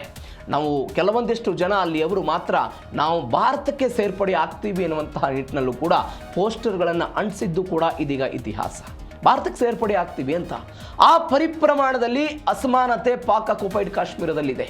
ನೀವು ಪಾಕಿಸ್ತಾನದ ಪಂಜಾಬ್ ಪ್ರಾಂತ್ಯಕ್ಕೆ ಒಂದು ನ್ಯಾಯ ಅಂತೆ, ಅದೇ ಪಾಕ್ ಆಕ್ಯುಪೈಡ್ ಕಾಶ್ಮೀರದ ಜನರಿಗೆ ಒಂದು ನ್ಯಾಯ. ಇವರ ಮೇಲೆ ಏಕಾಏಕಿಯಾಗಿ ಗೋಧಿ ಹಿಟ್ಟಿನ ದರವನ್ನು ಏರಿಕೆ ಮಾಡುವುದು, ಇವರ ಮೇಲೆ ಏಕಾಏಕಿಯಾಗಿ ವಿದ್ಯುತ್ ದರವನ್ನು ಏರಿಕೆ ಮಾಡುವುದು. ವಿದ್ಯುತ್ ಉತ್ಪಾದನೆ ಆಗೋದು ಪಾಕ್ ಆಕ್ಯುಪೈಡ್ ಕಾಶ್ಮೀರದಲ್ಲಿ. ಆ ವಿದ್ಯುತ್ತನ್ನು ತೆಗೆದುಕೊಂಡು ಹೋಗಿ ಪಂಜಾಬ್ ಪ್ರಾಂತ್ಯದ ಜನರಿಗೆ ಕೊಡೋದು, ಅವರಿಗೆ ಕಡಿಮೆ ದರ. ವಿದ್ಯುತ್ ಉತ್ಪಾದನೆಗೆ ಏನು ಅವಕಾಶವನ್ನು ಮಾಡಿಕೊಟ್ಟಿದ್ರಲ್ಲ, ಆ ಪ್ರದೇಶದ ಜನರಿಗೆ ಅತ್ಯಧಿಕ ದುಬಾರಿಯ ವಿದ್ಯುತ್ತನ್ನು ಪಾಕಿಸ್ತಾನ ಸರ್ಕಾರ ಕೊಡ್ತಾ ಇದೆ. ಹಾಗಾದರೆ ಯಾಕೆ ಅಸಮಾಧಾನತೆ? ಯಾಕೆ ಅಸಮಾನತೆ? ಯಾವ ಕಾರಣಕ್ಕಾಗಿ ಇದರ ಮೇಲೆ ಹತೋಟಿ ಹೇರುವ ಪ್ರಯತ್ನ? ಇದಕ್ಕಾಗಿಯೇ ಪ್ರತ್ಯೇಕ ಶಾಸಕಾಂಗ ಇದೆ, ಇದಕ್ಕಾಗಿಯೇ ಪ್ರತ್ಯೇಕ ಪ್ರಧಾನಿಗಳಿದ್ದಾರೆ, ಇದಕ್ಕಾಗಿಯೇ ಅನೇಕ ಜನ ಶಾಸಕರುಗಳು ಎಲ್ಲರೂ ಇದ್ದಾಗಲೂ ಕೂಡ ಯಾಕೆ ಪಾಕಿಸ್ತಾನ ಇದರ ಮೇಲೆ ನಿಯಂತ್ರಣ? ಇದೀಗ ಅಂಥದ್ದೇ ಒಂದು ದಾಳಿಯನ್ನು ಪಾಕಿಸ್ತಾನದ ಸೈನಿಕರು ಮಾಡಿದ್ದಾರೆ. 30 ಜನ ಬಲಿಯಾಗಿದ್ದಾರೆ. ಏನಿದೆ ಘಟನೆ, ಯಾಕಾಯಿತು? ಡೀಟೇಲ್ಸ್ ನೋಡೋಣ. ಪಾಕ್ನಲ್ಲಿ ಅಂದರೆ POKಯಲ್ಲಿ ಪಾಕ್ ಅಟ್ಟಹಾಸಕ್ಕೆ 30 ಜನ ಬಲಿಯಾಗಿರೋದು. ಪಾಕ್ ಆಕ್ರಮಿತ ಕಾಶ್ಮೀರದ ರಾವಲ್ಕೋಟ್ನಲ್ಲಿ ಒಂದು ನರಮೇಧದ ಘಟನೆ ಇದು. ನರಮೇಧದ ಘಟನೆ. ಪ್ರತಿಭಟನಾಕಾರರ ಮೇಲೆ ಪಾಕಿಸ್ತಾನ ಸೈನ್ಯ ಭೀಕರ ಗುಂಡಿನ ದಾಳಿ ನಡೆಸಿತು. ಅಮಾಯಕ ನಾಗರಿಕರೆಲ್ಲ ಮೃತಪಟ್ಟು 200ಕ್ಕೂ ಅಧಿಕ ಜನ ಗಾಯಗೊಂಡಿದ್ದಾರೆ. ನೀವು ನೋಡಿ, ಜನ ಪ್ರತಿಭಟನೆ ಮಾಡ್ತಾ ಇದ್ರು. ಯಾವ ಕಾರಣಕ್ಕಾಗಿ? ಅವರ ಬೇಡಿಕೆಗಳ ಅನೇಕ ಇತ್ತು. ಒಂದು ದರ ಏರಿಕೆ ಆಗ್ತಾ ಇದೆ, ವಿದ್ಯುತ್ ದರ ಏರಿಕೆ ಆಗ್ತಾ ಇದೆ, ನಮಗೆ ಅಸಮಾನತೆ ಆಗ್ತಾ ಇದೆ ಅಂತ ಈ ಎಲ್ಲ ಕಾರಣಕ್ಕಾಗಿ ಅವರು ಪ್ರತಿಭಟನೆ ಮಾಡ್ತಾ ಇದ್ರು. ಈ ಪ್ರತಿಭಟನೆಯ ಸಮಯದಲ್ಲಿ ದಾಳಿ ಆಯಿತು. 30 ಜನ ಮೃತಪಟ್ಟರು, 200 ಜನಕ್ಕೆ ಗಾಯಗಳಾಗಿದೆ. ಆಹಾರದ ಕೊರತೆ ಇದೆ, ವಿದ್ಯುತ್ ಬೆಲೆ ಏರಿಕೆ ಆಗ್ತಾ ಇದೆ, ರಾಜಕೀಯ ಹಕ್ಕುಗಳನ್ನು ನಿರಾಕರಣೆ ಮಾಡಲಾಗ್ತಾ ಇದೆ ಅಂತ ಅಲ್ಲಿ ಒಂದು ರಾಜಕೀಯ ಪಾರ್ಟಿ ಜಂಟಿ ಅವಾಮಿ ಆಕ್ಷನ್ ಕಮಿಟಿ ಅಂತ JAAC ಅಂತ ಈ ರಾಜಕೀಯ ಪಾರ್ಟಿ ಜೂನ್ 9ನೇ ತಾರೀಕಿಗೆ ನಾವು ಹೋರಾಟ ಮಾಡ್ತೀವಿ ಅಂತ ಕರೆ ಕೊಡ್ತು. ಇದರ ಬೆನ್ನಲ್ಲೇ ಪಾಕಿಸ್ತಾನ ಸರ್ಕಾರ ಅಲರ್ಟ್ ಆಯಿತು. ಏನಂತ? ಅವಾಗ ಅವರು ಒಂದು ಕ್ರಮ ತೆಗೆದುಕೊಂಡ್ರು. ಈ ಸಂಘಟನೆ ಭಯೋತ್ಪಾದನೆಯಲ್ಲಿ ತೊಡಗಿದೆ ಅಂತೇಳಿ ಭಯೋತ್ಪಾದಕ ನಿರೋಧಕ ಕಾಯ್ದೆ ಅಡಿಯಲ್ಲಿ ಈ ಪಾರ್ಟಿಯನ್ನು ಅವರು ನಿಷೇಧ ಮಾಡಿದರು. ಈ ಯಾವಾಗ ನಿಷೇಧ ಆಯಿತು ಅಂತ ಹೇಳಿದ್ರೆ ರಾವಲ್ಕೋಟ್ ನಗರದಲ್ಲಿ ಘರ್ಷಣೆ ಆಗೋದಕ್ಕೆ ಶುರುವಾಯಿತು. ಈ ಬೆಳವಣಿಗೆಲ್ಲ ದೃಶ್ಯದಲ್ಲಿ ನೀವು ನೋಡ್ತಾ ಇದ್ದೀರಿ. ಈ ಘರ್ಷಣೆ ಆಗೋದಕ್ಕೆ ಶುರುವಾದ ನಂತರ ಒಬ್ಬ ವರ್ತಕರ ಘಟನೆಯಲ್ಲಿ ಮೃತಪಟ್ಟು ಬಿಡ್ತಾರೆ. ಅವರು ಸಾಮಾಜಿಕ ಹೋರಾಟಗಾರರು ಹೌದು, ಒಂದು ಬಿಸ್ನೆಸ್ ಕೂಡ ಇತ್ತು, ವರ್ತಕರು ಕೂಡ ಆಗಿದ್ರು ಅವರು. ಆ ವ್ಯಕ್ತಿ ಮೃತಪಟ್ಟ ನಂತರ ಅವರ ಶವವನ್ನು ಸ್ಥಳೀಯ ಒಂದು ಆಸ್ಪತ್ರೆಯಲ್ಲಿ ಇಡಲಾಗಿತ್ತು. ಅಲ್ಲಿಯ ಜನ ಹೋದ್ರು. ಅಲ್ಲಿಗೆ ಹೋದ ತಕ್ಷಣ ಏನಾಯಿತು ಅಂತ ಹೇಳಿದ್ರೆ ನೀವು ದೃಶ್ಯದಲ್ಲಿ ನೋಡ್ತಾ ಇದ್ರಿ. ಜನ ಹೋದ್ರು. ಈ ಪಾಕಿಸ್ತಾನ ಸರ್ಕಾರ ಏನು ಹೇಳ್ತಾ ಇದೆ? ಇವರು ಪೆಟ್ರೋಲ್ ಬಾಂಬ್ಗಳನ್ನು ಬಳಕೆ ಮಾಡಿದ್ರು, ಕಲ್ಲು ತೂರಾಟ ಮಾಡಿದ್ರು ಅಂತ. ಇದು ಶುದ್ಧ ಸುಳ್ಳು. ಜನ ಯಾವ ಕಾರಣಕ್ಕಾಗಿ ಹೋಗಿದ್ರು ಅಂತ ಹೇಳಿದ್ರೆ ಆ ಮೃತಪಟ್ಟಿದ್ದಂತಹ ವ್ಯಕ್ತಿಯ ಎದುರುಗಡೆ ಅವರ ಸಂಬಂಧಿಕರಿದ್ರು. ಅವರ ಅಂತಿಮ ಸಂಸ್ಕಾರದಲ್ಲಿ ಭಾಗವಹಿಸುವುದಕ್ಕೆ ಅನೇಕ ಜನ ಹೋಗಿದ್ರು. ಏಕಾಏಕಿ ಏನು ಮಾಡಿದ್ರು ಅಂತ ಹೇಳಿದ್ರೆ ನಮ್ಮ ಮೇಲೆ ಇವರು ದಾಳಿ ಮಾಡ್ತಾರೆ ಅಂತ ಪಾಕಿಸ್ತಾನದ ಸೈನ್ಯ ಏನಿತ್ತು ಏಕಾಏಕಿಯಾಗಿ ದಾಳಿ ಮಾಡಿದ್ರು. ನರಮೇಧ 30 ಜನ ಘಟನೆಯಲ್ಲಿ ಮೃತಪಟ್ಟರು. ಹೀಗಾಗಿ ಈ ಬೆಳವಣಿಗೆಗಳೆಲ್ಲ ಆಯಿತು. ಈ ಎಲ್ಲ ಪ್ರತಿಭಟನೆಗಳು, ಈ ಹೋರಾಟವನ್ನು ಹತ್ತಿಕ್ಕೋದಕ್ಕೆ ಪಾಕಿಸ್ತಾನ ಸರ್ಕಾರ ಏನು ಮಾಡಿತು? POKಯಲ್ಲಿ ಆಗ್ತಾ ಇರುವಂಥ ಬೆಳವಣಿಗೆ ಯಾವುದೇ ಕಾರಣಕ್ಕೂ ಜಗತ್ತಿಗೆ ಗೊತ್ತಾಗಬಾರ್ದು. ಇಂಟರ್ನೆಟ್ ಬಳಕೆ ಬಂದಾಯಿತು, ಸೋಷಿಯಲ್ ಮೀಡಿಯಾಗಳ ಆಯಿತು. ಯಾವುದೇ ಕಾರಣಕ್ಕೂ ಈ ಮಾಹಿತಿ ಜಗತ್ತಿಗೆ ಗೊತ್ತಾಗಬಾರ್ದು ಅಂತ ಇದರ ಬೆಳವಣಿಗೆ ಆದ ನಂತರ ಏನಾಯಿತು ಅಂತ ಹೇಳಿದರೆ ಈ ಎಲ್ಲ ಘಟನೆಗಳಿಗೂ ಸಾಕ್ಷಿಯಾಗಿದ್ದನ್ನು ನೀವು ದೃಶ್ಯದಲ್ಲಿ ನೋಡ್ತಾ ಇದ್ದೀರಿ. ಎಸ್, ನೀವು ದೃಶ್ಯದಲ್ಲಿ ಇದನ್ನೆಲ್ಲ ಗಮನಿಸ್ತಾ ಇದ್ದೀರಿ. POKಗೆ ಬೆಂಕಿ ಬಿದ್ದಿರುವಂತಹ ಕಾರಣ ಇದು ಮೊದಲ ಅಂತೇನಲ್ಲ. ಇದು 2023ರಲ್ಲಿ ನಾನು ಆವಾಗಲೇ ಹೇಳಿದಾಗೆ JAAC ಎನ್ನುವಂತಹ ಈ ಒಂದು ಪಾರ್ಟಿ ಇತ್ತಲ್ಲ, ಜಂಟಿ ಅವಾಮಿ ಆಕ್ಷನ್ ಕಮಿಟಿ ಎನ್ನುವಂತಹ ಒಂದು ಪಾರ್ಟಿ ಇತ್ತಲ್ಲ, 2023ರಲ್ಲಿ ವಿದ್ಯುತ್ ಬೆಲೆ ಏರಿಕೆಯನ್ನು ಖಂಡಿಸಿ ಹೋರಾಟ ಮಾಡಿದ್ರು. ಆವತ್ತು ಕೂಡ ಸಾವಿರಾರು ಜನರನ್ನು ತೆಗೆದುಕೊಂಡು ಹೋಗಿ ಪಾಕಿಸ್ತಾನ ಸರ್ಕಾರ ಜೈಲಿಗಟ್ಟಿತ್ತು. ಸರ್ಕಾರದ ವಿರುದ್ಧ ಪ್ರತಿಭಟನೆ ಮಾಡಬಾರ್ದ? ಅಸಮಾನತೆ ಆಗ್ತಾ ಇದೆ ಅನ್ನೋದನ್ನು ಸಹಿಸಿಕೊಂಡು ಇರೋದಕ್ಕೆ ಸಾಧ್ಯ ಇಲ್ಲ. ಪ್ರತಿಭಟನೆ ಮಾಡಿದ್ರು, ಜೈಲಿಗೆ ಹಾಕಿದ್ರು. 2024ರಲ್ಲಿ ಗೋಧಿ ಹಿಟ್ಟಿನ ದರ ಏರಿಕೆ ಆಯಿತು, ವಿದ್ಯುತ್ ದರ ಏರಿಕೆ ವಿರುದ್ಧ ಸ್ಟ್ರೈಕ್ ಆಯಿತು. ಏಕಾಏಕಿಯಾಗಿ ಇವರು ಬಂದರು, ಶೂಟೌಟ್ ಮಾಡಿದ್ರು, 4 ಜನ ಘಟನೆಯಲ್ಲಿ ಮೃತಪಟ್ಟರು 2023-24. ಅದಾದ ನಂತರ ಇಲ್ಲಿ ಹೆಂಗೆ ಪರಿಸ್ಥಿತಿ ಇದೆ ಅಂತ ಹೇಳಿದ್ರೆ ಯಾವುದೇ ಕಾರಣಕ್ಕೂ ಪಾಕಿಸ್ತಾನದ ಸರ್ಕಾರದ ವಿರುದ್ಧ ಪ್ರತಿಭಟನೆ ಮಾಡಬಾರದು ಅನ್ನೋ ಕಾರಣಕ್ಕಾಗಿ ಪಾಕಿಸ್ತಾನ ಸರ್ಕಾರ ಏನು ಮಾಡುತ್ತೆ? ಪ್ರತಿಭಟನೆಗೆ ಅವಕಾಶ ಕೊಡಲ್ಲ. ಪ್ರತಿಭಟನೆಗೆ ಅವಕಾಶವನ್ನು ಕೊಡೋದಲ್ಲದೇ ಯಾವಾಗಲೂ ಕೂಡ 144 ಸೆಕ್ಷನ್ ಅನ್ನು ಜಾರಿ ಮಾಡ್ತಾರೆ. ಇಲ್ಲಿ ಗುಂಪಾಗಿ ಜನ ಓಡಾಡುವಂತಿಲ್ಲ, ಪಾಕಿಸ್ತಾನದ ವಿರುದ್ಧ ಮಾತನಾಡುವಂತಿಲ್ಲ, ಭಾರತದ ಪರವಾಗಿ ಹೇಳಿಕೆಗಳನ್ನು ಕೊಡುವಂತಿಲ್ಲ, ಯಾವುದೂ ಕೂಡ ನಡಿಬಾರದು ಅನ್ನುವಂತಹ ಕಟ್ಟಾಜ್ಞೆಯನ್ನು ಪಾಕಿಸ್ತಾನ ಇಲ್ಲಿ ಹೇರ್ತಾ ಬರುತ್ತೆ. ಇದರ ವಿರುದ್ಧವಾಗಿ ಅಲ್ಲಿ ಜ್ವಾಲೆ ಉಗಮವಾಗಿ ಇಂಥದ್ದೊಂದು ಹೋರಾಟಗಳಿಗೆ POK ಸಾಕ್ಷಿ ಆಗ್ತಾ ಇರೋದು. 2024ರ ಮೇನಲ್ಲಿ ರಾವಲ್ಕೋಟ್ ಮತ್ತು ಬೇರೆ ಕಡೆಗಳೆಲ್ಲವೂ ಕೂಡ ಒಂದು ಪ್ರತಿಭಟನೆ ಶುರುವಾಯಿತು. ಪೋಸ್ಟರ್ಗಳ ಹಾವಳಿಗಳು ಶುರುವಾಯಿತು. ಆ ಪೋಸ್ಟರ್ಗಳಲ್ಲಿ ಏನು ಬರೆಯಲಾಗಿತ್ತು ಅಂತ ಹೇಳಿದ್ರೆ ಅವರು ಹೇಳಿದರು, ನಮಗೆ POKಯನ್ನು ಭಾರತದೊಂದಿಗೆ ವಿಲೀನ ಮಾಡಬೇಕು ಅಂತ ಅಲ್ಲಿ ಅನೇಕ ಮಹಿಳೆಯರು, ಸಾರ್ವಜನಿಕರು ಎಲ್ಲರೂ ಕೂಡ ಪೋಸ್ಟರ್ಗಳನ್ನು ಅಂಟಿಸೋದಕ್ಕೆ ಶುರು ಮಾಡಿದರು. ಇದು ಕೂಡ ಪಾಕಿಸ್ತಾನಕ್ಕೆ ಏನಾಯಿತು ಅಂತ ಹೇಳಿದ್ರೆ ಮತ್ತಷ್ಟು ಈ ಉರಿಯುವ ಬೆಂಕಿಯಲ್ಲಿ ತುಪ್ಪ ಸುರೋದು ಅಂತ ಹೇಳ್ತಾರಲ್ಲ, ಅದೇ ರೀತಿ ಆಗ್ಬಿಡುತ್ತೆ. ಯಾವ ಕಾರಣಕ್ಕಾಗಿ ಅಂತ ಹೇಳಿದ್ರೆ ಪಾಕಿಸ್ತಾನದಲ್ಲಿ ಆಗ್ತಾ ಇರುವಂತಹ ಅರಾಜಕತೆ. ತನ್ನದೇ ದೇಶದ ಜನರಿಗೆ ಹಿಟ್ಟು ಕೊಡೋದಕ್ಕೆ ಸಾಧ್ಯ ಇಲ್ಲದಂತಹ ದೇಶ POK ಜನರಿಗೆ ಏನು ಸೌಲಭ್ಯಗಳನ್ನು ಕೊಡ್ತಾರೋ ದೃಶ್ಯದಲ್ಲಿ ನೋಡ್ತಾ ಇದ್ದೀರಿ ನೀವು.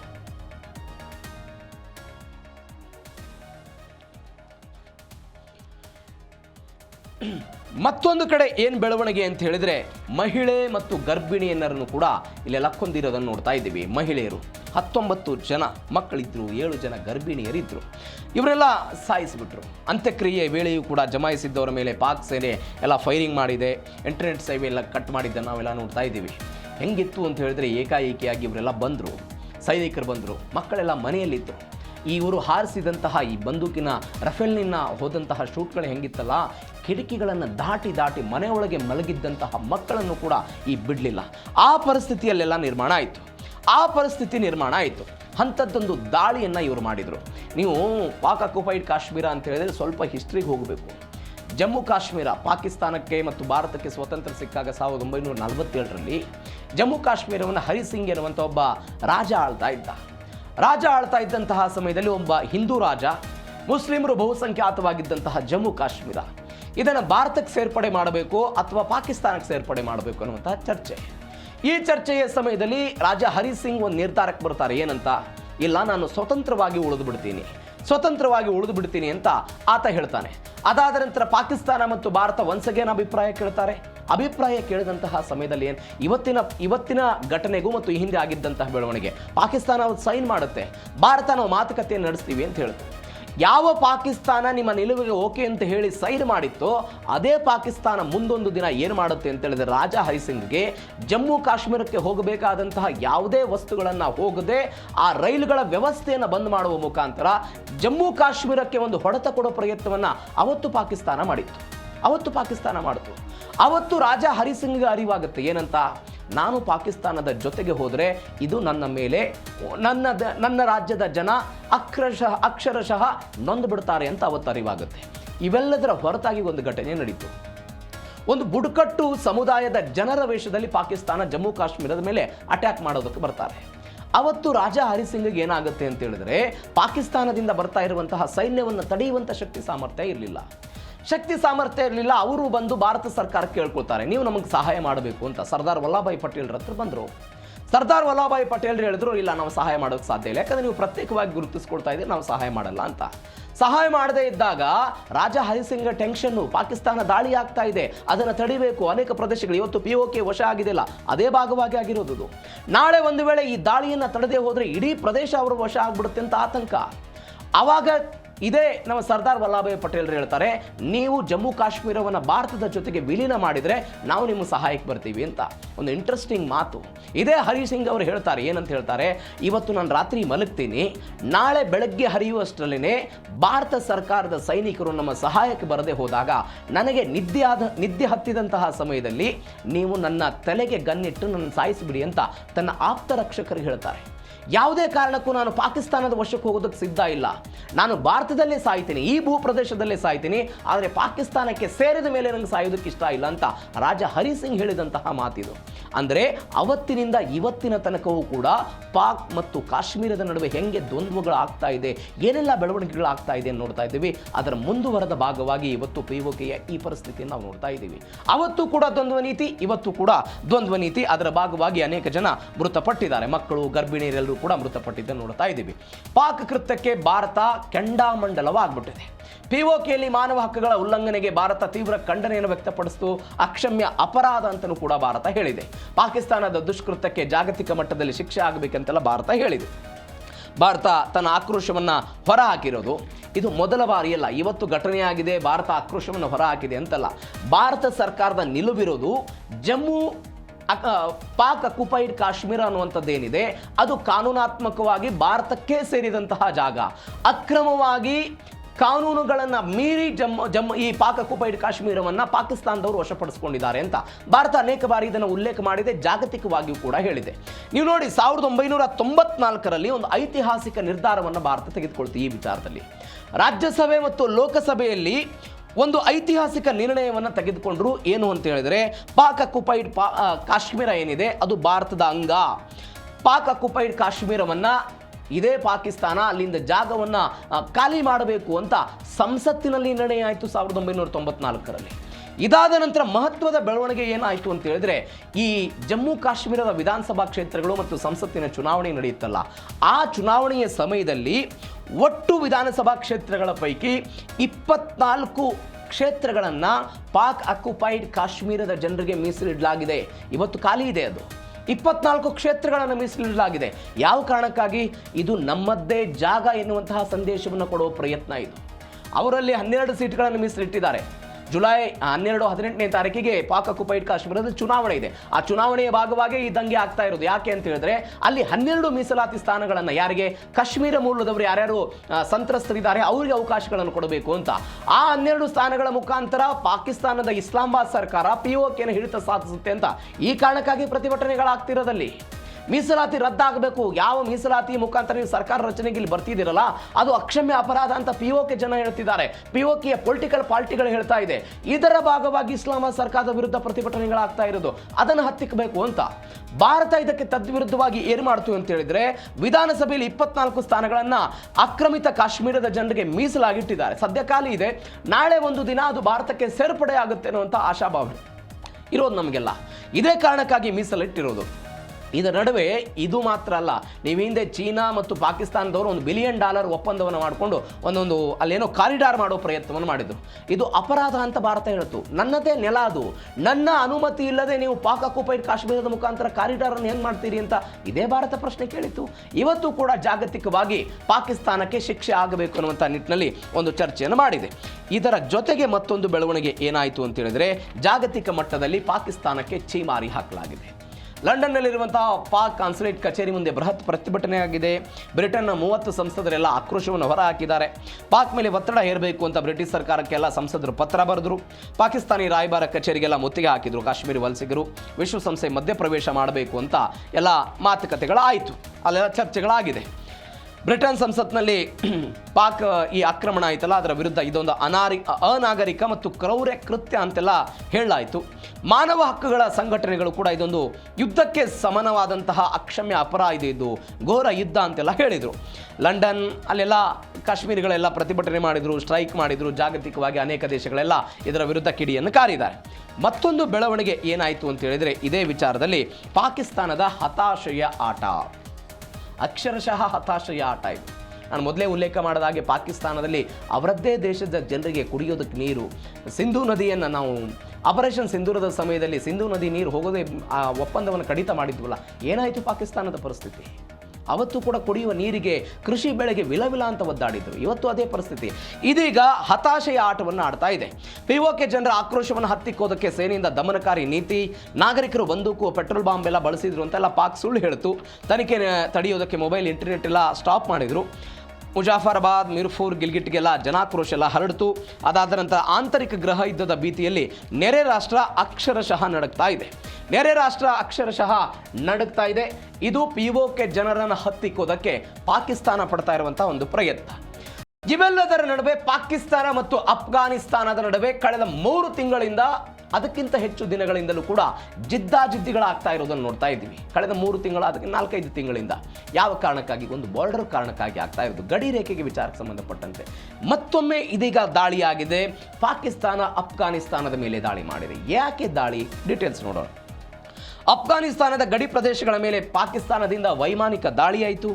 ರಾತ್ರೋರಾತ್ರಿ ದೃಶ್ಯದಲ್ಲಿ ನೋಡ್ತಾ ಇದ್ದೀನಿ ನೀವು, ತಾಲಿಬಾನ್ ಸರ್ಕಾರ ಇದೆ ಅಫ್ಘಾನಿಸ್ತಾನದಲ್ಲಿ. ಈ ತಾಲಿಬಾನ್ ಸರ್ಕಾರದ ವಿರುದ್ಧ ಅಲ್ಲಿಯ ನಾಗರಿಕರ ವಿರುದ್ಧ ದಾಳಿ ಮಾಡ್ತಾ ಇದೆ. ಕುನಾರ್, ಕೋಸ್ಟ್, ಪಕ್ತಿಕಾ ಪ್ರಾಂತ್ಯಗಳೆಲ್ಲ ನರಮೇದಾಗಿದೆ. 11 ಮಕ್ಕಳು ಸೇರಿದಂತೆ 13 ಜನ ದಾರುಣವಾಗಿ ಘಟನೆಯಲ್ಲಿ ಮೃತಪಟ್ಟಿದ್ದಾರೆ. ಉಭಯ ದೇಶಗಳ ನಡುವೆ ಭೀಕರ ಗಡಿ ಸಮಸ್ಯೆ ಇರೋದು. ಕೋಸ್, ಕುನಾರ್, ಪಕ್ತಿಕಾ ಈ ವಸತಿ ಪ್ರದೇಶಗಳೇನಿತ್ತು ಇವುಗಳ ಮೇಲೆ ದಾಳಿ. 11 ಮಕ್ಕಳೆಲ್ಲ ಸೇರಿದಂತೆ ಒಬ್ಬ ಹೆಣ್ಣುಮಗಳು, ಮಕ್ಕಳೆಲ್ಲ ಸೇರಿದಂತೆ 13 ಜನ ಮೃತಪಟ್ಟಿದ್ದಾರೆ ಅಂತ. ಖೈಬರ್ ಪಖ್ತೂನ್ಖ್ವಾ ಪ್ರಾಂತ್ಯದ ಕೇಲ್ ಪ್ರದೇಶದ ಈ ಭದ್ರತಾ ಮನೆಯ ಒಂದು ಸ್ಟೋರಿ ನೋಡಿದ್ವಿ. ಪಾಕಿಸ್ತಾನದಲ್ಲಿ ಒಂದು ದಾಳಿ ಆಯಿತು. ಉಗ್ರರೆಲ್ಲ ದಾಳಿ ಮಾಡಿದ್ರು. ದಾಳಿಯ ಸಮಯದಲ್ಲಿ 6 ಭದ್ರತಾ ಸಿಬ್ಬಂದಿ ಎಲ್ಲ ಮೃತಪಟ್ಟರು ಅಂತ. ಆ ಸಿಬ್ಬಂದಿ ಮೃತಪಟ್ಟಿದ್ದರ ಪ್ರತೀಕಾರವಾಗಿ ಇಂಥದ್ದೊಂದು ಮಿಡ್ ನೈಟ್ ಅಟ್ಯಾಕ್ ಮಾಡಿದ್ದೀವಿ ಅಂತ ಪಾಕಿಸ್ತಾನ ಎಲ್ಲ ಹೇಳ್ಕೊಂಡಿದೆ. ಇದು ಅಫ್ಘಾನಿಸ್ತಾನದ ಮೇಲೆ ಆಗಿರುವಂತಹ ದಾಳಿ. ಮತ್ತೊಂದು ಕಡೆ ಉಗ್ರರ ನೆಪ ಪಾಕ್ ಒಂದು ನಾಟಕವನ್ನು ಆಡ್ತಾ ಇದೆ. ಉಗ್ರರ ನೆಪ ಪಾಕ್ ಒಂದು ನಾಟಕವನ್ನು ಮಾಡ್ತಾ ಇರೋ. ನೀವು ನೋಡಿ ಉಭಯ ದೇಶಗಳಿಗೆ ಏನು ಸಮಸ್ಯೆ ಇದೆ ಅಂತ ಹೇಳ್ತಾ ಇದ್ದೀನಿ. 1893ರಲ್ಲಿ ಬ್ರಿಟಿಷರು ಏನು ಮಾಡಿದ್ರು, ಭಾರತ ಮತ್ತು ಅಫ್ಘಾನಿಸ್ತಾನ, ಪಾಕಿಸ್ತಾನ ಮತ್ತು ಅಫ್ಘಾನಿಸ್ತಾನದ ನಡುವೆ ಒಂದು ಗಡಿ ರೇಖೆ ಗುರುತಿಸಿ ಮಾಡಿದ್ರು. 2640 ಕಿಲೋಮೀಟರ್, ಅದು ಡ್ಯುರಾಂಡ್ ಲೈನ್ ಅಂತ ಕರೀತಾರೆ. ಇದನ್ನು ಅಫ್ಘಾನಿಸ್ತಾನ ಯಾವುದೇ ಕಾರಣಕ್ಕೂ ಒಪ್ಕೊಳ್ಳೋಕೆ ಸಾಧ್ಯ ಇಲ್ಲ. ಇದೀಗ ಪಾಕಿಸ್ತಾನ ಏನು ಮಾಡ್ತಾ ಇದೆ, ಈ ಡ್ಯುರಾಂಡ್ ಏನು ಗಡಿ ಇದೆ ಈ ಪ್ರದೇಶಕ್ಕೆ ಬೇಲಿ ಹಾಕುವಂತಹ ವ್ಯವಸ್ಥೆಯನ್ನು ಮಾಡ್ತಾ ಇದೆ. ಈ ಪಶ್ತೂನ್ ಎನ್ನುವಂಥ ಒಂದು ಸಮುದಾಯ ಬರುತ್ತೆ ಇಲ್ಲಿ. ಪಶ್ತೂನ್ ಎನ್ನುವಂಥ ಒಂದು ಸಮುದಾಯ, ಯಾರು ಉಗ್ರರ TTP ಉಗ್ರರ ನೆಪವನ್ನು ಹೇಳ್ತಾ ಇದ್ದಾರಲ್ಲ, ಆ ಎಲ್ಲ ಸದಸ್ಯರು ಕೂಡ ಪಶ್ತೂನ್ ಎನ್ನುವಂಥ ಒಂದು ಸಮುದಾಯಕ್ಕೆ ಸೇರಿದವರು. ಈ ಪಶ್ತೂನ್ ಸಮುದಾಯ ಅಫ್ಘಾನಿಸ್ತಾನ ಮತ್ತು ಪಾಕಿಸ್ತಾನದಲ್ಲಿ ಹರಿದು ಹಂಚಿ ಹೋಗ್ಬಿಟ್ಟಿದ್ದಾರೆ. ಒಂದೇ ಸಂಸ್ಕೃತಿ, ಒಂದೇ ಕುಟುಂಬದವರು, ಒಂದೇ ಸಮುದಾಯದವರೆಲ್ಲರೂ ಕೂಡ ಅಫ್ಘಾನಿಸ್ತಾನದಲ್ಲಿ ಮತ್ತು ಪಾಕಿಸ್ತಾನದಲ್ಲಿ ಹರಿದು ಹಂಚಿ ಹೋಗ್ಬಿಟ್ಟಿದ್ದಾರೆ. ಈಗ ಇವರ ಬೇಡಿಕೆ ಏನಿದೆ ಪಶ್ತೂನಿಗಳದ್ದು, ಪಶ್ತೂನಿಸ್ತಾನ ಎನ್ನುವಂಥ ಒಂದು ಹೊಸ ರಾಷ್ಟ್ರ ಉಗಮ ಮಾಡಬೇಕು, ನಮ್ಮನ್ನು ಅಫ್ಘಾನಿಸ್ತಾನಕ್ಕೆ ಸೇರಿಸಿ ಒಂದು, ಇಲ್ಲದೆ ಇದ್ರೆ ಪಶ್ತೂನಿಸ್ತಾನ ಎನ್ನುವಂಥ ಒಂದು ಹೊಸ ದೇಶಕ್ಕೆ ಅವಕಾಶವನ್ನು ಕೊಡಬೇಕು ಅಂತ ಇವರೆಲ್ಲ ಪ್ರತಿಭಟನೆ ಮಾಡ್ತಾ ಇದ್ದಾರೆ. ಹೀಗಾಗಿ TTP ಉಗಮ ಆಗಿರೋದು. ಈ TTPಗೆ ತಾಲಿಬಾನ್ ಸರ್ಕಾರ ಅವರನ್ನು ರಕ್ಷಣೆ ಮಾಡ್ತಾ ಇದ್ದಾರೆ, ಅವರಿಗೆ ಅವಕಾಶಗಳನ್ನು ಕೊಡ್ತಾ ಇದ್ದಾರೆ ಅಂತ ಪಾಕಿಸ್ತಾನ ತಾಲಿಬಾನ್ ಸರ್ಕಾರದ ಮೇಲೆ ಆರೋಪಗಳನ್ನು ಮಾಡ್ತಾ ಇರೋದು. 2021ರಲ್ಲಿ ಈ ಬೆಳವಣಿಗೆ ಆಯ್ತಲ್ಲ, ತಾಲಿಬಾನ್ ಸರ್ಕಾರ ಬಂತಲ್ಲ, ನಮ್ಮ ಮಿತ್ರ ದೇಶದಲ್ಲಿ ಒಂದು ಅತ್ಯುತ್ತಮವಾದ ಸರ್ಕಾರ ಬಂತು ಅಂತ ಪಾಕಿಸ್ತಾನ ಖುಷಿ ಪಟ್ಟಿತ್ತು. ಇವತ್ತು ಪರಿಸ್ಥಿತಿ ಏನಾಗ್ತಾ ಇದೆ ಅನ್ನೋ ನೀವು ಗಮನಿಸ್ತಾ ಇದ್ದೀರಿ. ಇದೇ ವಿಚಾರದಲ್ಲಿ ಮತ್ತೊಂದು ಬೆಳವಣಿಗೆ ಏನಾಗಿದೆ ಅಂತ ಹೇಳಿದ್ರೆ, ದಿನದಿಂದ ದಿನಕ್ಕೆ ಬಿಗಡಿಸ್ತಾ ಇದೆ ಪರಿಸ್ಥಿತಿ. ಅಫ್ಘಾನಿಸ್ತಾನದಲ್ಲಿ ಕಳೆದ 3 ತಿಂಗಳಲ್ಲಿ 372 ಜನ ಮೃತಪಟ್ಟಿದ್ದಾರೆ. ಗಡಿ ಭಾಗದಲ್ಲಿ ಉಭಯ ದೇಶಗಳ ಸೇನೆಯಿಂದ ಯುದ್ಧದೆಲ್ಲ ಸಿದ್ಧತೆಗಳೆಲ್ಲ ಆಗ್ತಾ ಇದೆ ಅಂತ. ನೀವು ನೋಡಿ, ಪಾಕಿಸ್ತಾನ ಅಕ್ಷರಶಃವಾಗಿ ಹೆಂಗೆ ಜರ್ಜರಿತ ಆಗಿದೆ ಅಂತ. ಒಂದು ಕಡೆ POKಯಲ್ಲಿ ಆಗ್ತಾ ಇರುವಂಥ ಬೆಳವಣಿಗೆಗಳನ್ನು ನೋಡಿದ್ರಿ, ನಮ್ಮನ್ನು ಭಾರತಕ್ಕೆ ಸೇರಿಸಿ ಅಂತ ಅವರು ಹೇಳ್ತಾರೆ. ಎರಡನೇದು ಬಲೂಚಿಸ್ತಾನ್ ಲಿಬರಲೈಸೇಷನ್ ಆರ್ಮಿ ಅಂತ ಅವರು ಏನು ಮಾಡ್ತಿದ್ದಾರೆ, ಬಲೂಚಿಸ್ತಾನ ಪ್ರತ್ಯೇಕ ಆಗಬೇಕು ಅಂತ. ಇದೇ ಅಫ್ಘಾನಿಸ್ತಾನದ ಗಡಿಗೆ ಹೊಂದಿಕೊಂಡಿರುವಂಥ ಒಂದು ಪ್ರದೇಶ. ಅಲ್ಲಿ ಅವರನ್ನು ಬಡವರು ಮಾಡಿ ಅಲ್ಲಿಯ ಸಂಪತ್ತನ್ನೆಲ್ಲ ಕೊಳ್ಳೆ ಹೊಡೆದ್ಬಿಟ್ಟಿದೆ ಪಾಕಿಸ್ತಾನ ಸರ್ಕಾರ. ಹೀಗಾಗಿ ಬಲೂಚಿಸ್ತಾನ ಆಗಬೇಕು ಅಂತ ಅವರು ಪ್ರತ್ಯೇಕ ರಾಷ್ಟ್ರಕ್ಕಾಗಿ ಅವ್ರದ್ದು ಬೇಡಿಕೆ. ಎರಡನೇದು ಮತ್ತೊಂದು ಬೆಳವಣಿಗೆ ಅಂತ ಹೇಳಿದ್ರೆ, ಪಶ್ತೂನಿಸ್ತಾನ ಆಗಬೇಕು ಅಂತ ಪಶ್ತೂನಿಗಳು ಪ್ರತಿಭಟನೆ ಮಾಡ್ತಾ ಇರೋದು. ಅತಿ ಹೆಚ್ಚು ಜನಾಂಗ ಎಲ್ಲಿದೆ ಅಂತ ಹೇಳಿದ್ರೆ ಇದೇ ಪಾಕಿಸ್ತಾನದಲ್ಲಿ ಅವರೆಲ್ಲ ಇದ್ದಾರೆ. ಪಶ್ತೂನಿಸ್ತಾನ್ ಪ್ರತ್ಯೇಕ ದೇಶ ಆಗಬೇಕು ಅಂತ. ಅಂದ್ರೆ ಪಾಕಿಸ್ತಾನಕ್ಕೆ ಇರುವಂತಹ ಆತಂಕ ಏನು ಅಂತ ಹೇಳಿದ್ರೆ, ಒಂದು ವೇಳೆ ಇವರೆಲ್ಲರ ಬೇಡಿಕೆಯನ್ನು ನಾವು ಒಪ್ಕೊಂಡು ಬಿಟ್ರೆ ನಾಳೆ 3 ದೇಶಗಳಾಗ್ಬಿಡುತ್ತೆ. ಬಲೂಚಿಸ್ತಾನ, POK ಭಾರತಕ್ಕೆ ಹೋಗ್ಬಿಡುತ್ತೆ, ಅದಾದ ನಂತರ ಫನುಷಿಸ್ತಾನ. ಈ ಎಲ್ಲದರ ನಡುವೆ ಏನು ಮಾಡಬೇಕು, ಏನಾದರೂ ಮಾಡಿ ತಾಲಿಬಾನ್ ಮೇಲೆ ನಮ್ಮ ನಿಯಂತ್ರಣ ಹೊಂದಿರಬೇಕು ಅನ್ನೋ ಕಾರಣಕ್ಕಾಗಿ ಇಂಥದ್ದೊಂದು ದಾಳಿ ಮಾಡ್ತಾ ಇದ್ದಾರೆ. ಈ ದಾಳಿಯ ಪರಿಣಾಮ ಹೆಂಗೆ ಅಂತ ಹೇಳಿದ್ರೆ, ಪಾಕಿಸ್ತಾನ ತನ್ನೊಳಗೆ ಆಗ್ತಾ ಇರುವಂತಹ ಸಮಸ್ಯೆಗಳನ್ನು ಜನರಿಗೆ ತೆಗೆದುಕೊಂಡು ಹೋಗ್ಬೇಕು. ಜನರ ಮೈಂಡ್ಸೆಟ್ ಅನ್ನು ಡೈವರ್ಟ್ ಮಾಡಬೇಕಲ್ಲ. ಅವರ ಆರ್ಥಿಕವಾಗಿ ಆಹಾರ ಸಿಗದೇ ಇದ್ದಾಗ ಬೇರೆ ಬೇರೆ ಸಮಸ್ಯೆಗಳಿದೆಯಲ್ಲ, ಜನರನ್ನು ಡೈವರ್ಟ್ ಮಾಡಬೇಕು ಅನ್ನೋ ಕಾರಣಕ್ಕಾಗಿ ಅವರು ಏನು ಮಾಡ್ತಿದ್ದಾರೆ, ಅಫ್ಘಾನಿಸ್ತಾನದ ಮೇಲೆ ದಾಳಿ ಮಾಡೋದು, POK ಜನರನ್ನು ಹತ್ತಿಕ್ಕಿರುವಂತಹ ಪ್ರಯತ್ನ, ಭಾರತದ ಮೇಲೆ ದಾಳಿ ಮಾಡ್ತೀನಿ ಅಂತ ಸುಖಾಸುಮ್ಮನೆ ಹೇಳಿಕೆಗಳನ್ನು ಕೊಡೋ ಪ್ರಯತ್ನವನ್ನು ಅವರು ಮಾಡ್ತಾ ಇದ್ದಾರೆ. ಇದರ ಪರಿಣಾಮವಾಗಿ ಪಾಕಿಸ್ತಾನ ಜಾಗತಿಕವಾಗಿ ತನ್ನ ಮೌಲ್ಯವನ್ನು ತಾನೇ ಮತ್ತಷ್ಟು ಕಡಿಮೆ ಮಾಡಿಕೊಳ್ತಾ ಇದೆ. ಭಾರತದ ರಾಜಕಾರಣದಲ್ಲಿ ಪಶ್ಚಿಮ ಬಂಗಾಳದಲ್ಲಿ ಆಗ್ತಾ ಇರುವಂಥ ಬೆಳವಣಿಗೆ, TMC ಅಕ್ಷರಶಃ ಒಡೆದು ಛಿದ್ರ ಆಗ್ತಾ ಇದೆ ಎನ್ನುವಂತಹ ಸುದ್ದಿಗಳನ್ನು ನಾವು ನಿನ್ನೆ ನೋಡಿದ್ವಿ. 58 ಜನ ಶಾಸಕರು, 2 ರಾಜ್ಯಸಭಾ ಸಂಸದರು, 20 ಜನ ಲೋಕಸಭಾ ಸಂಸದರು TMCಗೆ ರಾಜೀನಾಮೆ ಕೊಟ್ಟು ಅವರೆಲ್ಲ ಹೋಗ್ತಾ ಇರೋದು. What next? ಮಮತಾ ಬ್ಯಾನರ್ಜಿ ಅವರ ಕಡೆಗೆ ಇರುವಂತಹ ಸಾಧ್ಯತೆಗಳೇನು? 15 ವರ್ಷ ಆಡಳಿತ ಆಯಿತು. 1998ರಿಂದ ಇಲ್ಲಿ ತನಕ ಪಾರ್ಟಿ ಕಟ್ಟಿದ್ರು. ಇದೀಗ ಅದೇ ಪಾರ್ಟಿ ಒಡೆದು ಹೋಗ್ತಾ ಇದೆ. ಏನು ಮಾಡಬಹುದು? ಇವೆಲ್ಲದರ ನಡುವೆ ಒಂದು ಮಹತ್ವದ ಬೆಳವಣಿಗೆ ಆಗಿದೆ. ಕಾಂಗ್ರೆಸ್ನ ನಾಯಕಿ ಸೋನಿಯಾ ಗಾಂಧಿಯವರು ಮಮತಾ ಬ್ಯಾನರ್ಜಿ ಅವರಿಗೆ ಮಾತನಾಡಿದ್ದಾರೆ, ಒಂದು ಆಫರ್ ಕೊಟ್ಟಿದ್ದಾರೆ ಅಂತ ಸುದ್ದಿ. ಏನಿದು ಸುದ್ದಿ? ಡೀಟೇಲ್ಸ್ ನೋಡ್ತಾ ಹೋಗೋಣ. ದೀದಿ ಕೋಟೆಯಲ್ಲಿ ಮಹಾ ಬಿರುಕು ಕಾಣಿಸಿಕೊಂಡಿರೋದು. TMC ಸಂಸದೆ ಸುಷ್ಮಿತಾ ದೇವ್ ರಾಜ್ಯಸಭಾ ಸದಸ್ಯತ್ವಕ್ಕೆ ರಾಜೀನಾಮೆ ಕೊಟ್ಟಿದ್ದಾರೆ. ಅಂದರೆ ಮತ್ತೊಂದು ವಿಕೆಟ್ ಪತನ ಆಗಿದೆ. 13 ಇತ್ತು ರಾಜ್ಯಸಭೆಯಲ್ಲಿ TMCದು. ಇದೀಗ ಅವರೆಲ್ಲ ಮತ್ತೊಂದು ರಾಜೀನಾಮೆ ಆಯಿತು. ಮಮತಾ ಬ್ಯಾನರ್ಜಿಗೆ 2ನೇ ಬಾರಿಗೆ ಶಾಕ್ ಆಯಿತು. ಅಸ್ಸಾಂ ಮುಖ್ಯಮಂತ್ರಿ ಹಿಮಂತ್ ಬಿಸ್ವಾ ಶರ್ಮಾ ಅವರನ್ನು ಈ ನಾಯಕಿ ಭೇಟಿ ಮಾಡಿದರು. ಈ ನಾಯಕಿ ಭೇಟಿ ಆಯಿತು. ಸುಷ್ಮಿತಾ ದೇವ್ ಅವರು ರಾಧಾಕೃಷ್ಣನ್ ಅವರನ್ನು ಭೇಟಿ ಮಾಡಿದರು, ರಾಜೀನಾಮೆ ಪತ್ರವನ್ನು ಕೊಟ್ಟರು. ಅದಾದ ನಂತರ ಮಾಧ್ಯಮಗಳಿಗೆ ಮಾತನಾಡಿದರು. ಸುಷ್ಮಿತಾ ದೇವ್ ವೈಯಕ್ತಿಕ ಮತ್ತು ರಾಜಕೀಯ ಕಾರಣದಿಂದ ನಾನು ರಾಜೀನಾಮೆ ಕೊಡ್ತಾ ಇದ್ದೀನಿ ಅಂತ. ಈ ರಾಜೀನಾಮೆ ಕೊಟ್ಟ ನಂತರ ಹಿಮಂತ್ ಬಿಸ್ವಾ ಶರ್ಮಾ ಅವರನ್ನು ಭೇಟಿ ಮಾಡಿದರು. ನಿನ್ನೆ ಅಷ್ಟೇ ಸುಖೇಂದು ಶೇಖರ್ ಅವರೆಲ್ಲ ರಾಜೀನಾಮೆ ಕೊಟ್ಟಿದ್ರು. ಇದೀಗ ಇವರದ್ದು ಕೂಡ ರಾಜೀನಾಮೆ ಆಗಿರೋದು. ಅಸ್ಸಾಂ ಮೂಲದವರು ಇವರು. ಈ ಅಸ್ಸಾಂ ಮೂಲದವರು ಇದೀಗ ಹಿಮಂತ್ ಬಿಸ್ವಾ ಶರ್ಮಾ ಅವರನ್ನು ಭೇಟಿ ಮಾಡಿದ್ದಾರೆ. ಹಿಮಂತ್ ಬಿಸ್ವಾ ಶರ್ಮಾ ಯಾಕೆ ಅಂತಂದರೆ ಬಿಜೆಪಿಗೆ ಬಂದಿದ್ರು, ಹಿಂದೆ ಅವರು ಕೂಡ ಕಾಂಗ್ರೆಸ್ನಲ್ಲಿದ್ದರು. ರಾಹುಲ್ ಗಾಂಧಿ ಅವರನ್ನು ವಿರೋಧ ಮಾಡಿ ಅವರು ಹೊರಗಡೆ ಬಂದಿದ್ರು. ಇದೀಗ ಅವರು ಬಿಜೆಪಿಯಲ್ಲಿ ಇರೋದು, ಹೀಗಾಗಿ ಅವರನ್ನು ಭೇಟಿ ಮಾಡಿದ್ದಾರೆ. ವಾಟ್ ನೆಕ್ಸ್ಟ್, ಅವರು ಬಿಜೆಪಿಗೆ ಬರಬಹುದು ಎನ್ನುವಂಥ ಸುದ್ದಿಗಳಿದೆ. ಎರಡನೇದು ಮಹತ್ವದ ಬೆಳವಣಿಗೆ, ಟಿಎಂಸಿ ಮತ್ತು ಕಾಂಗ್ರೆಸ್ ವಿಲೀನ ಆಗುತ್ತಾ ಅಂತ, ಭಾರಿ ಇಂಪಾರ್ಟೆಂಟ್. ಯಾವ ಕಾಂಗ್ರೆಸ್ನ ನೀತಿ ನಿಯಮಗಳು, ಅಲ್ಲಿಯ ನಾಯಕತ್ವ, ಅಲ್ಲಿ ಆಕ್ಷೇಪಣೆಗಳ ವಿರುದ್ಧ ಹೋರಾಟ ಮಾಡಿ ಟಿಎಂಸಿ ಪಾರ್ಟಿಯನ್ನು ಕಟ್ಟಿ ಈ ಹಿಂದೆ ಅಟಲ್ ಬಿಹಾರಿ ವಾಜಪೇಯಿ ಅವರ ಸರ್ಕಾರಕ್ಕೆ ಸಪೋರ್ಟ್ ಮಾಡಿತ್ತಲ್ಲ, NDAಲ್ಲಿದ್ದರು ಇದೇ ಟಿಎಂಸಿ ಅವರು. ಅದಾದ ನಂತರ ತಾವೇ ಸ್ವತಂತ್ರವಾಗಿ ಸ್ಪರ್ಧೆ ಮಾಡಿ 2011ರಲ್ಲಿ ಅಧಿಕಾರಕ್ಕೆ ಬಂದ್ರಲ್ಲ, ಇದೀಗ ಅದು ಕಾಂಗ್ರೆಸ್ನಲ್ಲಿ ವಿಲೀನ ಆಗುತ್ತಾ ಇಂಥದ್ದೊಂದು ಚರ್ಚೆ. ಮಮತಾಗೆ ನೇರವಾಗಿ ಕಾಂಗ್ರೆಸ್ ನಾಯಕಿ ಸೋನಿಯಾ ಗಾಂಧಿ ಕರೆ ಮಾಡಿದ್ರು, ಟಿಎಂಸಿಯನ್ನು ಕಾಂಗ್ರೆಸ್ ಜೊತೆಗೆ ವಿಲೀನಗೊಳಿಸಿ ಅಂತೆಲ್ಲ ಹೇಳಿದ್ರಂತೆ. ಬಿಜೆಪಿ ರಾಜಕೀಯ ದಾಳಿಯನ್ನು ತಡೆಯುವುದಕ್ಕೆ ಒಗ್ಗಟ್ಟಿನ ಮಂತ್ರ. ನೀವು ನೋಡಿ, ಸ್ವಲ್ಪ ದ್ವಂದ್ವದ ನೀತಿಗಳಿದೆ ಇಲ್ಲಿ. ನಾನು ಮೊನ್ನೆಯೂ ಕೂಡ ಎಕ್ಸ್ಪ್ಲೇನ್ ಮಾಡಿದೆ. ನೀವು ಇಡೀ ದೇಶದ ಚುನಾವಣೆ ಅಂತ ಬಂದಾಗ ಇಂಡಿಯಾ ಮೈತ್ರಿಕೂಟ ಒಗ್ಗಟ್ಟಾಗಿ ಹೋರಾಟ ಮಾಡುತ್ತೆ. ಬಿಜೆಪಿಯನ್ನು ಸೋಲಿಸಬೇಕು ಅಂತ, ಮೋದಿಯವರನ್ನು ಬಿಜೆಪಿ ಅನ್ನೋದಕ್ಕಿಂತ ಮೋದಿಯವರನ್ನು ಸೋಲಿಸಬೇಕು ಅನ್ನೋ ಕಾರಣಕ್ಕಾಗಿ ಅವರೆಲ್ಲ ಒಂದಾಗ್ತಾರೆ. ಆದರೆ ರಾಜ್ಯಗಳ ಚುನಾವಣೆಗಳು ಬಂದಾಗ ಇಂಡಿಯಾ ಮೈತ್ರಿಕೂಟ ಸ್ಪ್ಲಿಟ್ ಆಗಿ ಹೋಗ್ತಾ ಇರೋದನ್ನು ನೋಡ್ತಾ ಇದ್ದೀವಿ. ಅದು ಎಡಪಕ್ಷಗಳಾಗಿರ್ಬೋದು, ಅನೇಕ ಪ್ರಾದೇಶಿಕ ಪಕ್ಷಗಳಾಗಿರ್ಬೋದು. ಇವೆಲ್ಲದರ ಜೊತೆಗೆ ಕಾಂಗ್ರೆಸ್ಗೆ ಏನೋ ಒಂದು ಭಾವನೆ ಇದೆ ಅಂತ ಹೇಳಿದ್ರೆ, ಅಥವಾ ಪ್ರಾದೇಶಿಕ ಪಕ್ಷಗಳಿಗೆ ಒಂದು ಭಾವನೆ ಅಂತ ಹೇಳಿದ್ರೆ, ನಾವು ಕಾಂಗ್ರೆಸ್ನ ಜೊತೆಗೆ ಮೈತ್ರಿ ಮಾಡಿಕೊಂಡರೆ ನಮಗ ಬರಬಹುದಾದಂತಹ ಮುಸ್ಲಿಂ ಮತಗಳು ಕೂಡ ಕಡಿಮೆ ಆಗಬಹುದು ಎನ್ನುವಂಥ ಆತಂಕ ಪ್ರಾದೇಶಿಕ ಪಕ್ಷಗಳಿಗಿದೆ. ಇವೆಲ್ಲದರ ಹೊರತಾಗಿ ಟಿಎಂಸಿ ಇದೀಗ ಹೀನಾಯವಾಗಿ ತನ್ನ ಸ್ಥಿತಿಯತ್ತ, ಅವನತಿಯತ್ತ ಹೋಗ್ತಾ ಇದೆ. ಇವೆಲ್ಲದರ ನಡುವೆ ಸೋನಿಯಾ ಗಾಂಧಿ ಒಂದು ಆಫರ್ ಕೊಟ್ಟಿದ್ದಾರೆ. ಅಭಿಷೇಕ್ ಬ್ಯಾನರ್ಜಿ ಮತ್ತು ಅವರಿಗೆ ಪ್ರಧಾನ ಕಾರ್ಯದರ್ಶಿ ಹುದ್ದೆಯನ್ನು ಅವರಿಗೆ ಕೊಡ್ತಾರಂತೆ. ಇದಾದ ನಂತರ ಈ ಸೋನಿಯಾ ಗಾಂಧಿ ಅವರಿಗೆ ರಾಷ್ಟ್ರೀಯ ಉಪಾಧ್ಯಕ್ಷ ಸ್ಥಾನದ ಭರವಸೆಯನ್ನು ಕೊಟ್ಟಿದ್ದಾರೆ ಅಂತ. ಮತ್ತೊಂದು, ಅಭಿಷೇಕ್ ಬ್ಯಾನರ್ಜಿ ಮತ್ತು ರಾಹುಲ್ ಗಾಂಧಿ ಅವರ ನಡುವೆ ಒಂದು ರಹಸ್ಯ ಸಭೆಯಾಗಿದೆ, ಸೀಕ್ರೆಟ್ ಮೀಟಿಂಗ್ ಆಗಿದೆ ಅಂತ.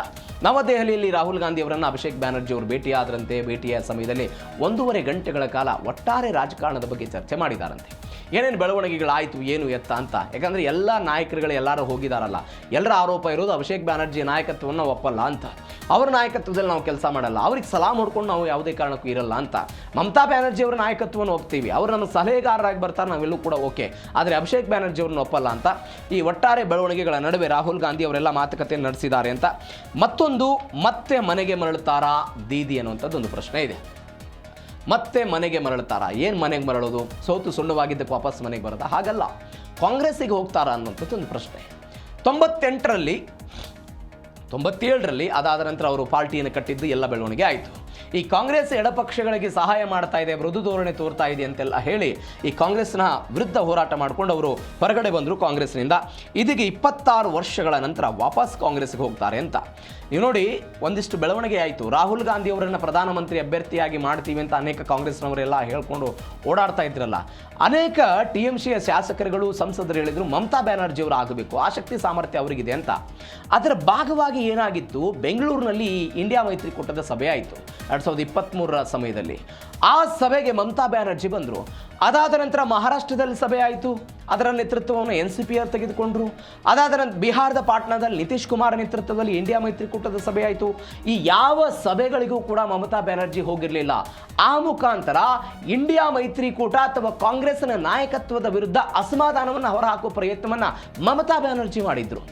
ಈ ಅಸಮಾಧಾನದ ನಂತರ ಚುನಾವಣೆ ಆಯಿತು. ಚುನಾವಣೆಯ ನಂತರ ಕೆಲವೊಂದಿಷ್ಟು ಸೀಟುಗಳನ್ನು ಇಂಡಿಯಾ ಮೈತ್ರಿಕೂಟದವರೆಲ್ಲ ಗಳಿಸ್ಕೊಂಡ್ರು. ಇವೆಲ್ಲದರ ಆದ ನಂತರ ಇದೀಗ ನಿನ್ನೆಯ ಸಭೆಗೆ ಅವರು ಹೋಗಿದ್ರು. ಹಾಗಾಗಿ ಕಾಂಗ್ರೆಸ್ಗೆ ಹೋಗ್ತಾರೆ ಅಂತ. ವಿಲೀನ ರಣತಂತ್ರ, ಯಾರಿಗೆ ಲಾಭ ನಷ್ಟ? ದೀದಿಗೆ ಏನು ಲಾಭ ಆಗ್ಬೋದು? ಒಂದು AICCಯ ರಾಷ್ಟ್ರೀಯ ಉಪಾಧ್ಯಕ್ಷ ಪಟ್ಟ ಸಿಗ್ಬೋದು, ರಾಷ್ಟ್ರಮಟ್ಟದ ಮನ್ನಣೆ ಸಿಗ್ಬೋದು. ಅಭಿಷೇಕ್ ಬ್ಯಾನರ್ಜಿಗೆ ಒಂದು ಪ್ರಧಾನ ಕಾರ್ಯದರ್ಶಿ ಹುದ್ದೆ, ಭವಿಷ್ಯದ ಭದ್ರತೆ ಸಿಗುತ್ತೆ ಅಂತ. ಅಂದರೆ ಇದೀಗ ಅವರು ಚುನಾವಣೆಯನ್ನು ಸೋತಿರುವ ಕಾರಣಕ್ಕಾಗಿ ನಾನು ನಿನ್ನೆ ಹೇಳಿದಾಗೆ ರಾಷ್ಟ್ರೀಯ ಇಮೇಜ್ ಕುಸಿತ ಆಗಿದೆ ದೀದಿ ಅವರಿಗೆ. ಮತ್ತೊಂದು ಕಡೆ ಪಾರ್ಟಿಯಲ್ಲಿ ಆಗ್ತಾ ಇರುವಂತಹ ಬೆಳವಣಿಗೆಯ ಭಾಗವಾಗಿ ಇವರು ಏನು ಮಾಡಬಹುದು, TMCಯ ಬೇರೆಲ್ಲ ಶಾಸಕರಿಗೆ ಏನು ಮಾಡ್ಬೋದು ಎನ್ನುವಂಥ ಆತಂಕ. ಅಧಿಕಾರ ಇಲ್ಲ, ಹೀಗಾಗಿ ಒಂದು ರಾಷ್ಟ್ರ ಮಟ್ಟದಲ್ಲಿ ಒಂದು ಇಮೇಜನ್ನು ತಂದು ಕೊಡಬಹುದು ಅನ್ನುವಂಥದ್ದು ಒಂದು ಪ್ಲಸ್. ಆದರೆ ದೀದಿಗೆ ಏನು ನಷ್ಟ ಆಗ್ಬೋದು? TMCಯ ಪ್ರಾದೇಶಿಕ ಅಸ್ಮಿತೆ ಮತ್ತು ಸ್ವಾಯತ್ತತೆಗೆ ಧಕ್ಕೆ ಆಗುತ್ತೆ. ದಶಕಗಳಿಂದ ಕಾಂಗ್ರೆಸ್ ವಿರುದ್ಧ ಹೋರಾಟ ಮಾಡಿದ್ರು, ಕಾರ್ಯಕರ್ತರಲ್ಲಿ ಅಸಮಾಧಾನ. ನೀವು ಕೇಡರ್ ಬೇಸ್ ಪಾರ್ಟಿನೇ ಅಲ್ಲ ಅಂತ ಅನೇಕ ಜನ ರಾಜಕೀಯ ವಿಶ್ಲೇಷಕರು ಹೇಳ್ತಾರೆ. ಕೇಡರ್ ಬೇಸ್ ಪಾರ್ಟಿ ಅಲ್ಲ, ಅಧಿಕಾರಕ್ಕಾಗಿ ಮಾತ್ರ ಇರುವಂತಹ ಪಾರ್ಟಿ ಇದು TMC. ತನ್ನ ಸೈದ್ಧಾಂತಿಕ ಕಾರಣಕ್ಕಾಗಿ TMC ಇದುವರೆಗೂ ಕೂಡ ನೆಲೆ ಊರಿಲ್ಲ ಅಂತ ಆ ಕಾರ್ಯಕರ್ತರು ಎಲ್ಲಿ ಅನ್ನುವಂತಹ ಪ್ರಶ್ನೆ ಸಹಜವಾಗಿ ಬರುತ್ತೆ. ಕಾಂಗ್ರೆಸ್ನ ಹಿರಿಯ ನಾಯಕರಲ್ಲಿ ನಾಯಕತ್ವ ಸಂಘರ್ಷದ ಸ್ಫೋಟ ಆಗ್ಬೋದು. ಈಗ TMC ವಿರುದ್ಧದ ರಾಜಕಾರಣವನ್ನು ಮಾಡ್ಕೊಂಡು ಬಂದವರು 67ರ ನಂತರ ಅದೆಲ್ಲವೂ ಕೂಡ ಆಗಿದ್ದನ್ನು ನೋಡಿದ್ದೀವಿ. ಹೀಗಾಗಿ ಏನಾಗಬಹುದು, ನಷ್ಟ ಲಾಭ ಎಲ್ಲವೂ ಕೂಡ ಕ್ಯಾಲ್ಕುಲೇಷನ್ ಆಗ್ತಾ ಇದೆ. ಮತ್ತೊಂದು ಕಡೆ ಏನು ಕುತೂಹಲ, ಮುಂದಿನ ಹಾದಿ ದೀದಿ ನಡೆ ಏನು ಕುತೂಹಲ. ಪ್ರಶಾಂತ್ ಕಿಶೋರ್ ಹಾಗೂ ಪ್ರಮುಖ ನಾಯಕರ ಜೊತೆಗೆಲ್ಲ ಮಮತಾ ಬ್ಯಾನರ್ಜಿ ಚರ್ಚೆಯಂತೆ ಸೀಟು ಹಂಚಿಕೆ, ಸೈದ್ಧಾಂತಿಕ ಹೊಂದಾಣಿಕೆ ದೊಡ್ಡ ಸವಾಲಾಗ್ಬೋದು ಅಂತ, ಭ್ರಷ್ಟಾಚಾರ ಮುಚ್ಚೋದಕ್ಕೆ ಮೈತ್ರಿ ಎಂಬ ದಾಳಿ ತೀವ್ರತೆ ಎಲ್ಲ ಆಗ್ಬೋದು ಅಂತ ಅಂತಿಮ ಉತ್ತರಕ್ಕೆ ಎಲ್ಲ ಕಾಯ್ತಿದ್ದಾರೆ ಅಂತ. ಹೀಗಾಗಿ ಪಶ್ಚಿಮ ಬಂಗಾಳದ ಈ ಬೆಳವಣಿಗೆ ಇವರನ್ನು ಎನ್ಕ್ಯಾಚ್ ಮಾಡ್ಕೊಂಬಂದು ನೀವು ಕಾಂಗ್ರೆಸ್ಗೆ ಇಲ್ಲಿ ದೊಡ್ಡ ಮಟ್ಟದ ಸಪೋರ್ಟ್ ಸಿಗುತ್ತೆ ದೀದಿಯವರನ್ನು ಕರೆದುಕೊಂಡು ಬಂದರೆ, ಒಂದು ಮಹಿಳೆ ಅನ್ನುವ ಕಾರಣಕ್ಕಾಗಿ. ಮತ್ತೊಂದು ಕಡೆ ಇಂಡಿಯಾ ಮೈತ್ರಿಕೂಟಕ್ಕೆ ಅದು ಬಲ ಸಿಗುತ್ತೆ, ಇದು BJPಗೆ ಹಿನ್ನಡೆ ಅಂತ ಸದ್ಯಕ್ಕೆ ವಿಶ್ಲೇಷಣೆ ಮಾಡಲಾಗುತ್ತೆ. ಇದಕ್ಕೆ ಮಮತಾ ಬ್ಯಾನರ್ಜಿ ಒಪ್ಕೊಳ್ತಾರ, ಕಾದ್ ನೋಡೋಣ. ಇದರೊಂದಿಗೆ ಇವತ್ತಿನ ಜೀ ಕನ್ನಡ ನ್ಯೂಸ್ DNA ಮುಗಿಸ್ತಾ ಇದ್ದೀನಿ. ನೋಡ್ತಾ ಇರಿ ಜೀ ಕನ್ನಡ ನ್ಯೂಸ್, ಸತ್ಯವೇ ಸುದ್ದಿಯ ಜೀವಾಳ.